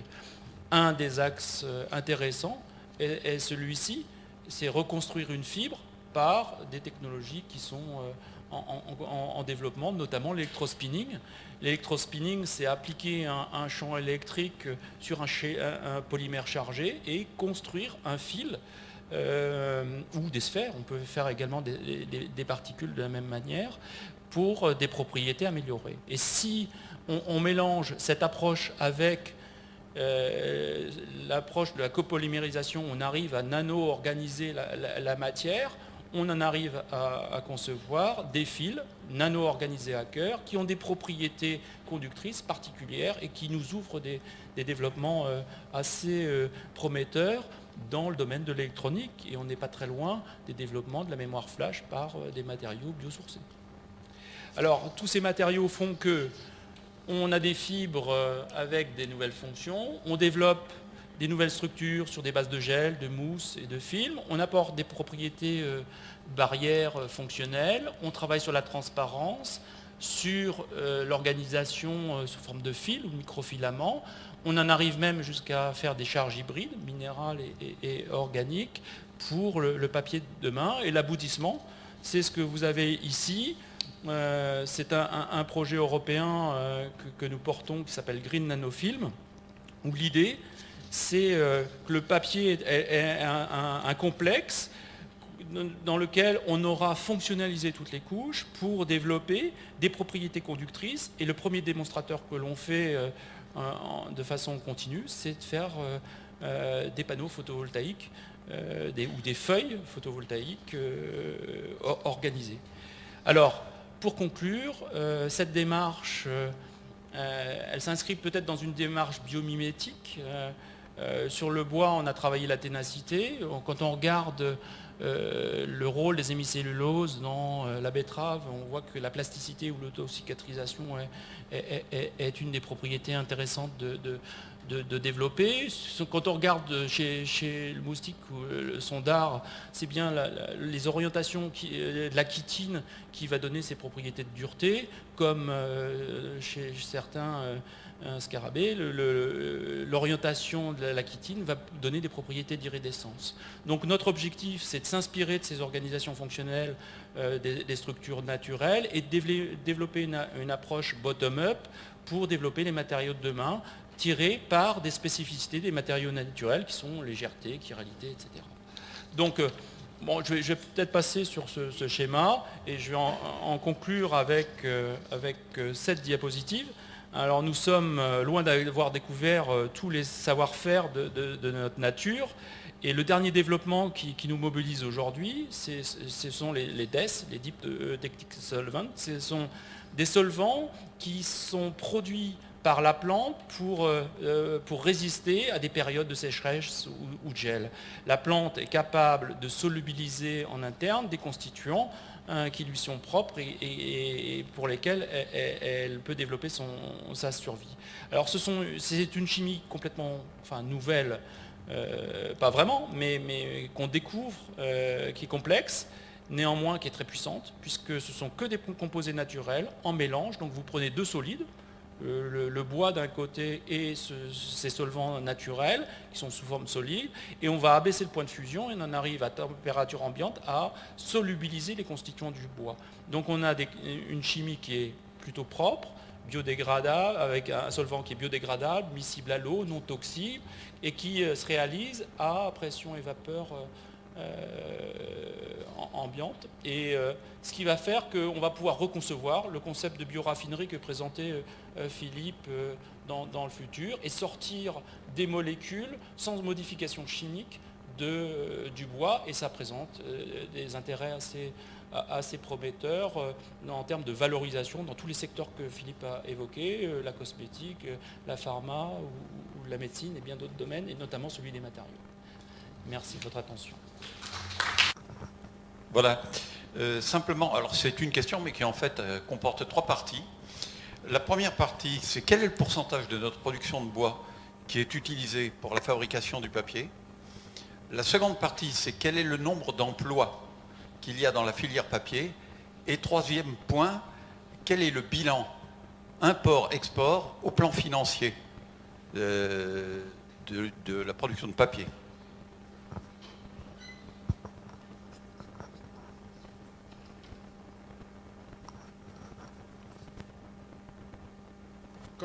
Pour votre première question, donc ce que représente le bois utilisé par l'industrie papetière à partir de la récolte française, c'est de l'ordre de 20%. sur le total de la récolte marchande, donc non prise en compte tout ce qui est autoconsommation et tout ce qui échappe aux statistiques. La récolte marchande, on doit être à peu près à 34 millions de mètres cubes, et on doit être un peu plus, pas loin de 8 millions de mètres cubes pour la partie bois. Votre deuxième question concernant l'emploi, on est sur un effectif d'emploi direct de 16 000, industrie papetière dans son ensemble, avec un emploi, contenu d'emploi indirect très important, puisque vous êtes sur des emplois qui sont plutôt à forte valeur ajoutée, avec des recours à la sous-traitance, avec des fournisseurs et on évoque en général un ratio de 1 à 3. Après, sur votre dernière question sur la balance commerciale, on a une balance commerciale qui est assez fortement déficitaire, puisque l'on produit en France 1,5 million de tonnes de pâte de cellulose et que l'on en consomme quasiment le double. Donc on a un ratio très fortement déficitaire. Autrement dit, ce qui limite le développement de l'industrie de la pâte de cellulose en France, ce n'est pas une absence de besoin, c'est des difficultés structurelles qui empêchent d'être compétitif et donc de satisfaire les besoins à partir de la pâte qui serait produite en France. Bien. Autre question? Oui. On se présente et devant la caméra. D'accord.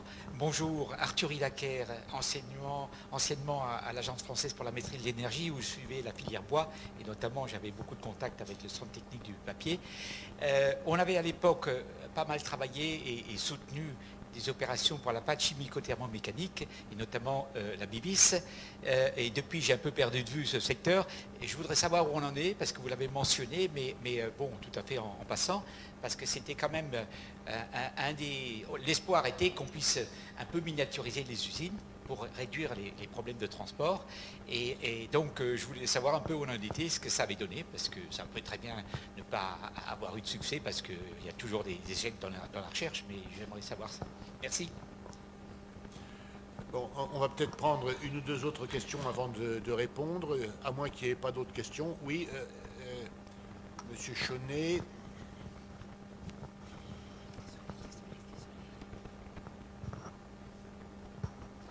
Oui, Émile Chaunet. Pourriez-vous nous dire quelques mots de la valorisation de la lignine, et notamment la proportion de la lignine valorisable et les ouvertures qui peuvent exister en matière de valorisation de la lignine? Bon, encore une question de la salle. Oui, la vice-présidente.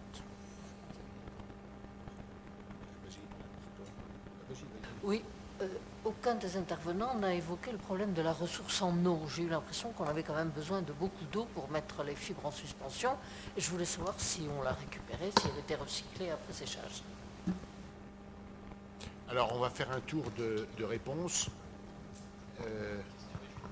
Déjà sur la Bivis, c'est vrai que c'est une très belle technologie qu'on a développée à l'époque avec Klextral.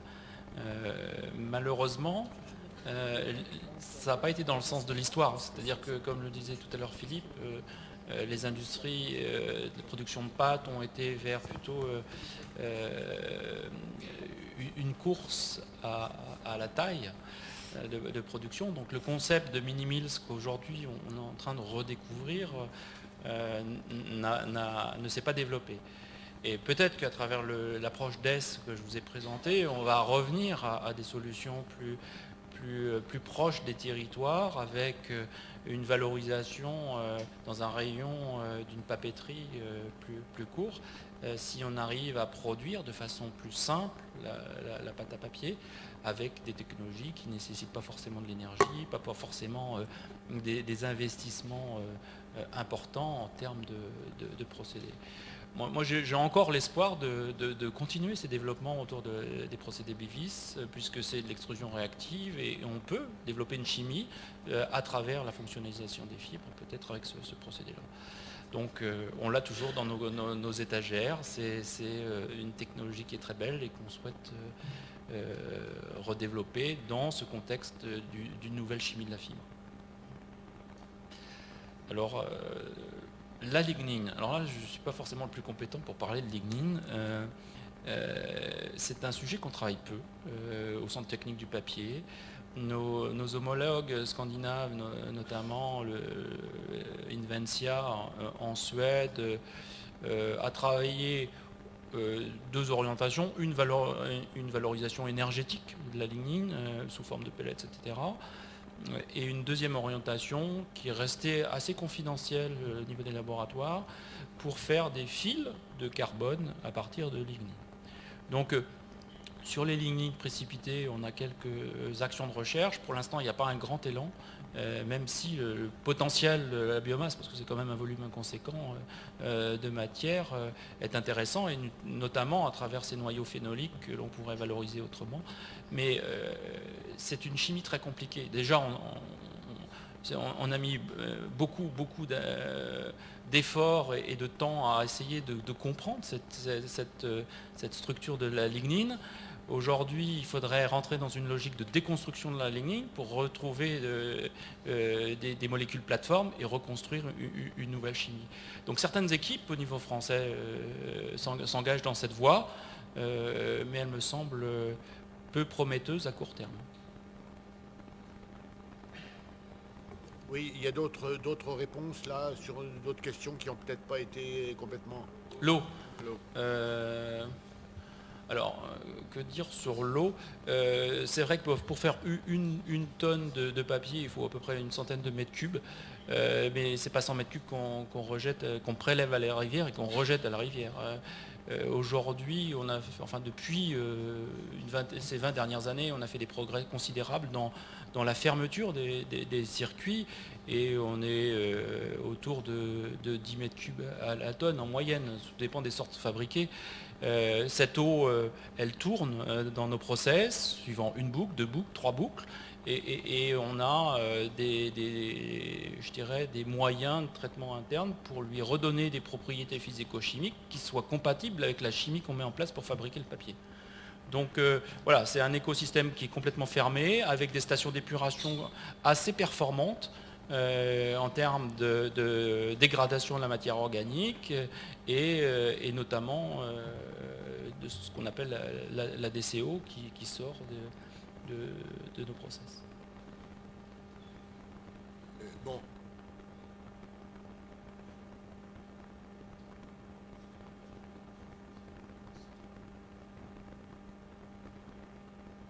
Il faudrait les lui faire parvenir. Oui, là-bas au milieu. Oui, Benoît Généré, ONF. Donc j'aurais une question à Paul-Antoine Lacour. Une question à Paul-Antoine Lacour. Levez-vous, s'il vous plaît. Puisque nous, on assure une partie de l'approvisionnement, je dirais, des industries de la pâte à papier. Voilà. Donc pour nous, ces notions de compétitivité sont particulièrement importantes et d'approvisionnement. Donc j'aurais aimé avoir un panorama, si c'est possible, je dirais, des grands intervenants. J'avais compris qu'on le verra aujourd'hui au niveau mondial. Quelle est leur stratégie? Est-ce que c'est se désengager de la pâte à papier au niveau européen? Est-ce que c'est faire venir des bateaux de pâte à papier de manière accrue vers l'Union européenne? Est-ce qu'on a des idées des flux qui augmentent? Et la question ensuite de la concurrence entre, comme on en parle beaucoup, la concurrence potentielle entre le bois d'industrie destiné à la pâte à papier et le bois énergie qui monte effectivement en puissance avec un certain nombre d'unités qui se mettent en place et qui ont des besoins nouveaux qui perturbent le marché. Voilà. Tout ça en 2 minutes. Donc, sur la première question, sur les stratégies des groupes, donc c'est un sujet complexe à soi seul. Donc, comme je disais, pour tous les groupes qui sont des groupes internationaux, et c'est une part importante, même si certains sont nationaux, mais la plupart sont internationaux. Stratégie d'investissement dans les pays à forte consommation, donc je le disais, vers la Chine. 2, vers les pays producteurs de fibres à bas coût, Amérique latine. Mais dans le même temps, on est quand même sur des stratégies de poursuite d'investissement dans les équipements industriels en Europe. Donc la question qui se pose pour nous, c'est certes, on a bien la concurrence de la Chine, de l'Amérique latine, mais au sein des pays européens, est-ce que ça sera plutôt l'Allemagne, la Finlande, la Suède, la Chine qui continuera à desservir les marchés papetiers? Parce que la vision est une vision européenne. Et donc la question pour nous, elle est là. Et ça, je ne peux pas vous répondre parce que tout dépendra très largement de la question des structures de coûts. On a quand même plutôt vu ces dernières années un développement de l'industrie papetière en Allemagne, est plutôt une régression en France. Alors pour tout un tas de raisons qu'on pourrait après développer. Après, sur la question de savoir si on serait sur des stratégies uniquement d'importation de pâtes marchandes à partir d'autres régions du monde, cette tendance-là, elle existe, c'est déjà le cas. On évoquait tout à l'heure qu'on est sur un déficit de la balance commerciale assez important, mais comme je l'évoquais, notre vision, c'est pas qu'on aura une seule région dans le monde qui produira de la fibre, de la pâte pour l'intégralité de la planète. On continuera, pour tout un ensemble de raisons, de coûts notamment, parce que lorsque vous faites de la pâte marchande, il faut la transporter, vous avez dû la sécher, après il faut la remettre en solution, refaire du papier. Donc on conserve un avantage à avoir des sites intégrés. Sur votre deuxième question, sur les questions de bois énergie, le sujet est complexe parce que évidemment le développement du bois énergie est quelque chose de positif pour tout ce qui est ressources qui ne seraient pas valorisées. Le problème principal à nos yeux étant qu'on a parfois tendance, du fait des mécanismes publics de soutien au bois énergie, c'est-à-dire des mécanismes de subvention qui ont été mis en place, à réaffecter une ressource bois qui avait un usage en tant que matière première vers un usage uniquement énergétique.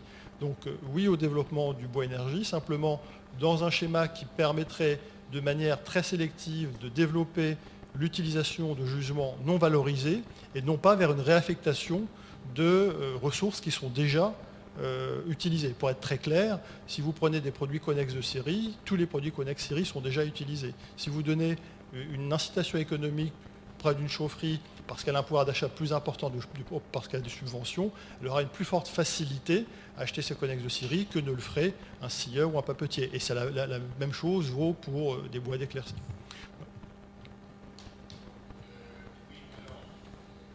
Non. Il y a une question, oui, à droite. Oui, d'accord. Merci de me donner la parole. Je m'appelle Jean Debert, je suis maître de conférence en sciences économiques à l'Université d'Évry. Je fais de l'économie de l'environnement et j'ai écrit une thèse en partie grâce aux données que M. Mangin m'avait données à l'époque sur l'incitation au recyclage des déchets d'aluminium et des déchets de vieux papier. Alors il faut savoir que la convention de Bâle prévoyait que les déchets de papier carton faisaient partie d'une liste verte et pouvaient circuler avec une déclaration au niveau international. Depuis 2008, une directive prévoit que certains matériaux, dont les vieux papiers carton, je sais que le terme vieux papier carton est un peu déclassé, ces papiers ne seront plus considérés comme des déchets et vont pouvoir donc circuler librement selon les règles de l'Organisation mondiale du commerce. Alors ce que j'aurais voulu savoir, c'est qu'aujourd'hui, un récupérateur de la FEDEREC, par exemple, s'il veut faire circuler des vieux papiers carton en dehors de la France, il a des déclarations à faire.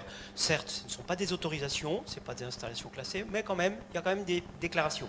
Si ce n'est plus un déchet, c'est un bien comme un autre, la déclaration ne se fait plus, et je peux choisir librement le transporteur, et donc j'ai un coût de transaction qui va diminuer. Alors la question que je pose, est-ce que aujourd'hui, s'il y a un bateau qui va quitter Le Havre chargé de vieux papiers carton vers la Chine, est-ce qu'aujourd'hui, de par le fait que ces papiers ne sont plus considérés comme des déchets, est-ce qu'il y aura un bateau et demi ou deux bateaux qui partiront? Est-ce que ça va assécher le gisement de la matière première secondaire qui correspond au niveau de l'Union européenne en matière à peu près à 50% de l'input pour faire de la pâte à papier? Moralité, est-ce que ça va renchérir le coût de la matière première secondaire pour les industries qui restent encore en France?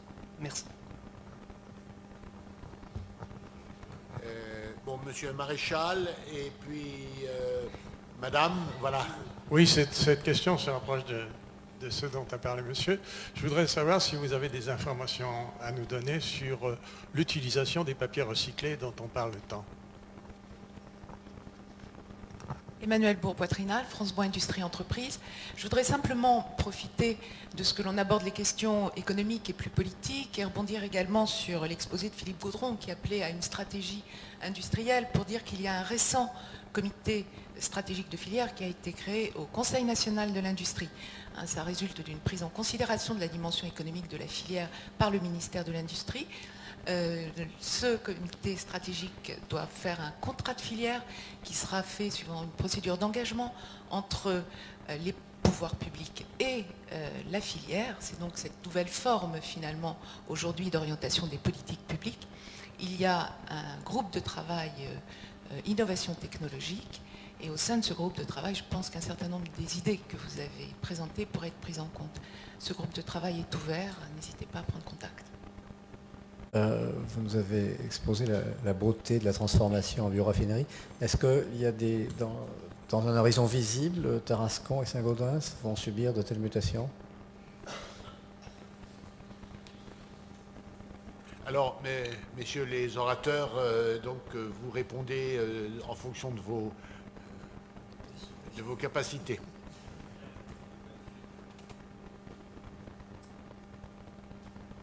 Juste une remarque sur l'utilisation des vieux papiers. Vous avez vu qu'en France, c'est la part de la matière première la plus importante. Donc, je veux dire, bon, il y a une mission du député Bardy qui est en cours justement sur l'économie circulaire et qui a eu l'occasion d'ailleurs de visiter non seulement des entreprises utilisatrices de vieux papier, mais également le centre de recherche à Grenoble pour bien comprendre l'impérieuse nécessité de bien séparer les natures de papier récupérés en fonction des usages, ce que Gilles Lénon vous a effectivement brièvement exposé. Donc c'est pas de dire on récolte, on mélange tout, et puis ensuite on essaye de trier, c'est pas forcément la forme la plus intelligente. Quand vous dites on exporte des vieux papiers, non seulement l'Europe et les États-Unis exportent vers la Chine, ce qui quelque part est un petit peu stupide, j'allais dire.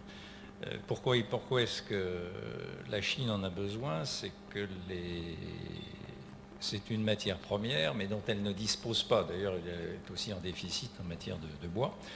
Et quand vous exportez effectivement des produits électroniques dans des emballages carton, ils arrivent soit en Europe, soit aux États-Unis, et donc le gisement de vieux papier, il est là. Alors j'ai resté un peu paradoxal, c'est qu'on est dans une économie africaine où on exporte de la matière première, alors que pourquoi les Chinois ont besoin de ça, c'est pour faire soit du papier journal, par exemple, pour désancrer, soit faire du papier d'emballage pour faire des cartons ondulés, c'est-à-dire faire les emballages qui vont nous revenir après.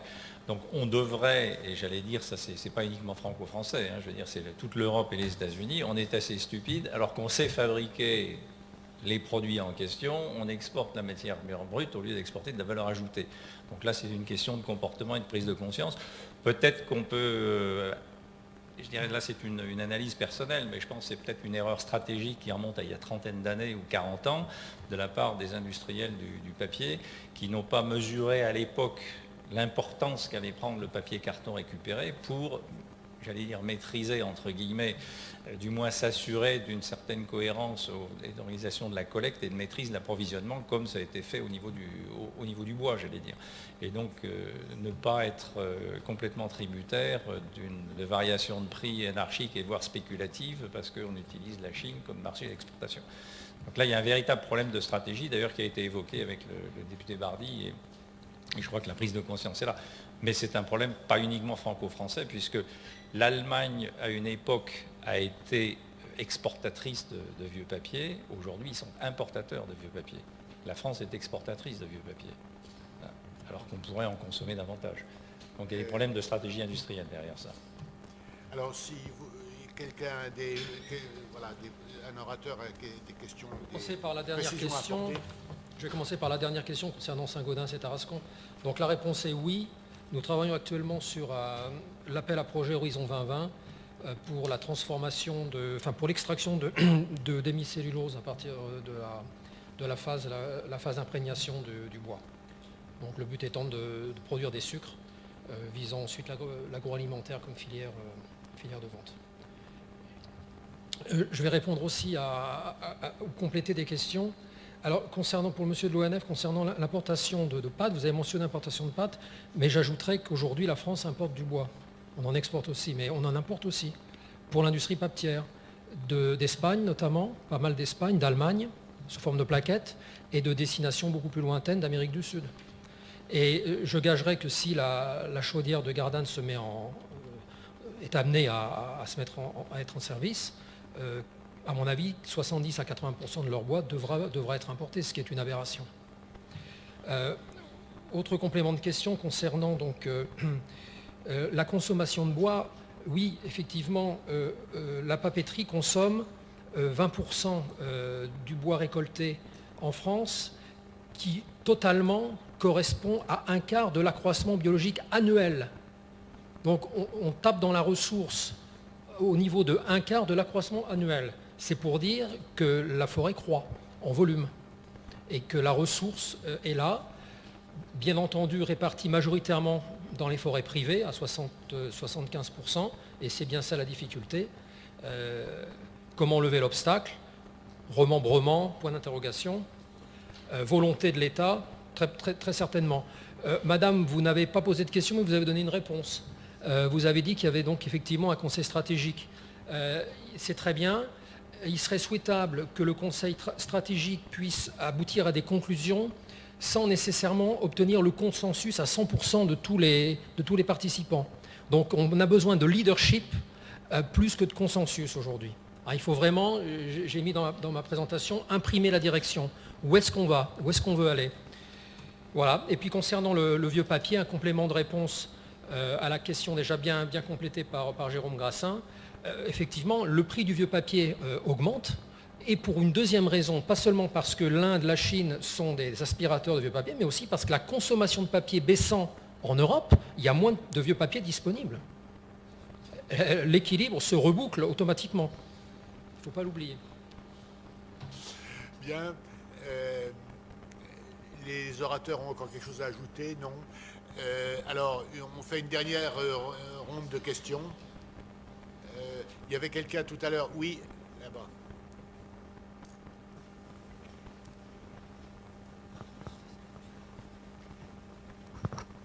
Merci, Malcolm Hadley, l'ancien de l'UNESCO.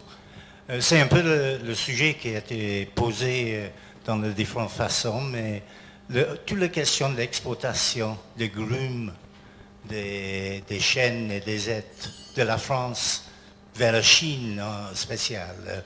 Je me rappelle, je crois, le chiffre de plus de 100% d'augmentation dans l'année 2010 et à peu près le même en 2011. Est-ce que ça continue, cette flambée d'exportation des grumes, des essences comme le chêne et les êtres? Bien, attendez une seconde. S'il y a encore une ou deux questions, pas plus. Tout à l'heure, à côté de Mme Mercier, là, vous vouliez dire quelque chose, non? Non, pardon. Oui.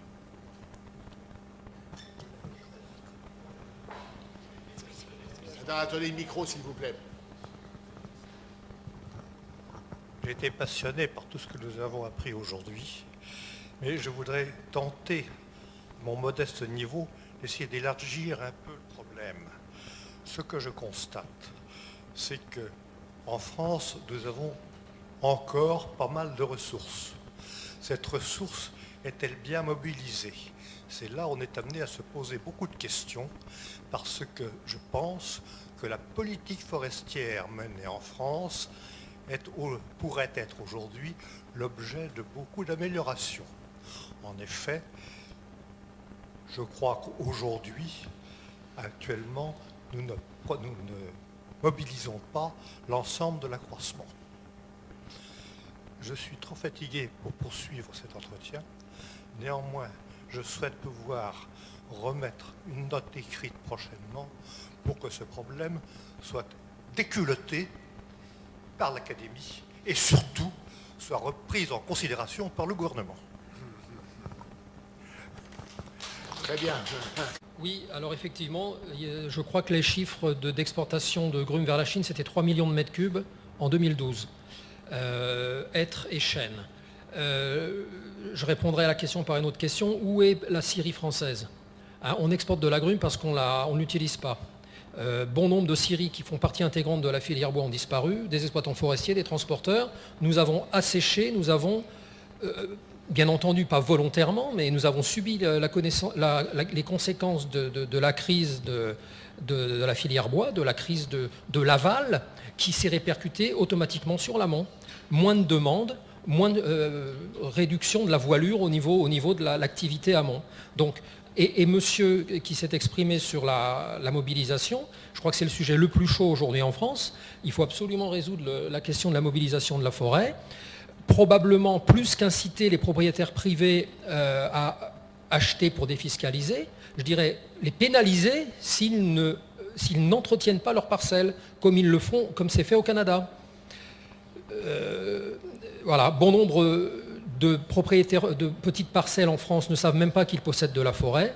Donc le gros enjeu, et notre ambition, c'est aussi de participer à une proposition que nous ferons au gouvernement, et de créer un outil de mise en réseau des propriétaires privés, notamment de petites parcelles, pour les amener à vendre leurs parcelles de manière à pouvoir ensuite récolter, éclaircir, récolter, reboiser et remembrer. Voilà, donc ça fait partie d'un projet sur lequel nous travaillons. Je serai très content d'échanger avec vous à l'occasion. Bien, comment conclure sur ce sujet foisonnant et encore plus foisonnant après la série de questions? Avouez que ma tâche n'est pas facile. Ce verbe conclure a-t-il un sens sur un sujet aussi perméable aux évolutions scientifiques, technologiques, socio-économiques, politiques, aussi géopolitiques, et celles-ci sont plus aléatoires, dans un monde aux ressources finies, eau, pétrole, terre, et dans un monde bientôt à 9 milliards d'habitants. La question qui nous réunit ici fait référence à la transition d'une économie fondée sur le carbone noir vers une économie biosourcée, c'est-à-dire fondée sur le carbone vert renouvelable. Nous sommes donc là, à l'ombre du réchauffement climatique, sur des thématiques à fort enjeu et aussi à fort volume. Reprenons, avant de livrer quelques éléments de conclusion, les idées forces qui nous ont été présentées par les intervenants confrontés dans leur vie professionnelle à ces enjeux. Jérôme Grasset, en préambule, a souligné le caractère capitalistique de l'industrie papetière. Il faut investir 2 pour obtenir 1 chiffre d'affaires sur des plateformes industrielles de grande dimension. Et il a marqué sa conviction que les sites papiers seront support, certes non exclusif, d'une économie biosourcée à l'avenir. Paul-Antoine Lacour a montré le caractère mondialisé de l'industrie, la concurrence âpre que se livrent les fabricants, compétitivité nécessaire sur les grandes sortes papetières que sont le journal, le magazine, le craft, etc., ou disparition. D'autant que ces grandes sortes s'échangent sur des marchés matures, en régression même, si on pense au papier de communication dans les pays développés, du fait de la concurrence du numérique, et ceci dans un contexte de surcapacité quasi généralisée.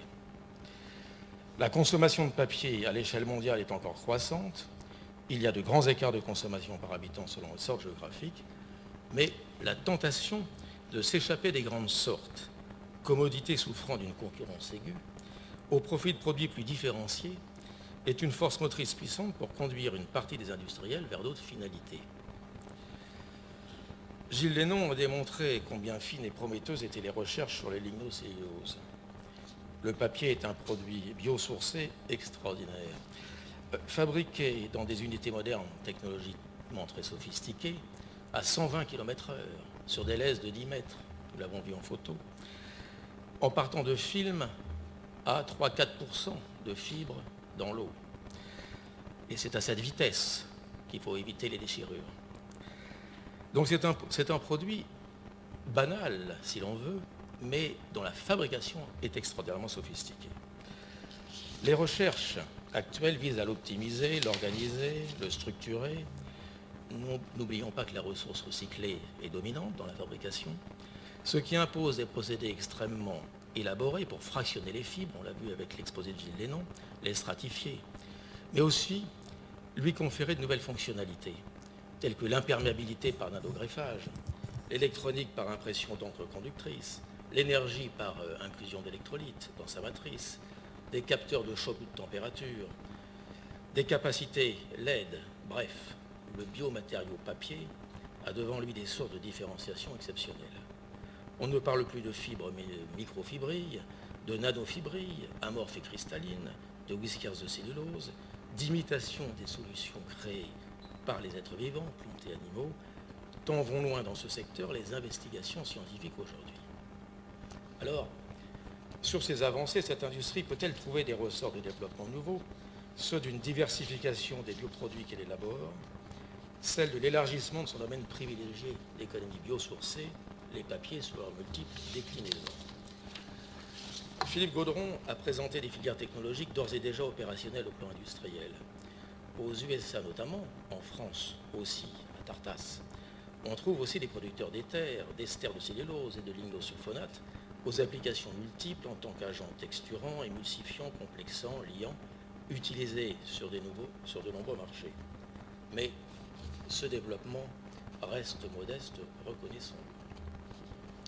De ce rapide survol, que conclure? Qu'un rappel historique s'impose. La xylochimie n'est pas si loin.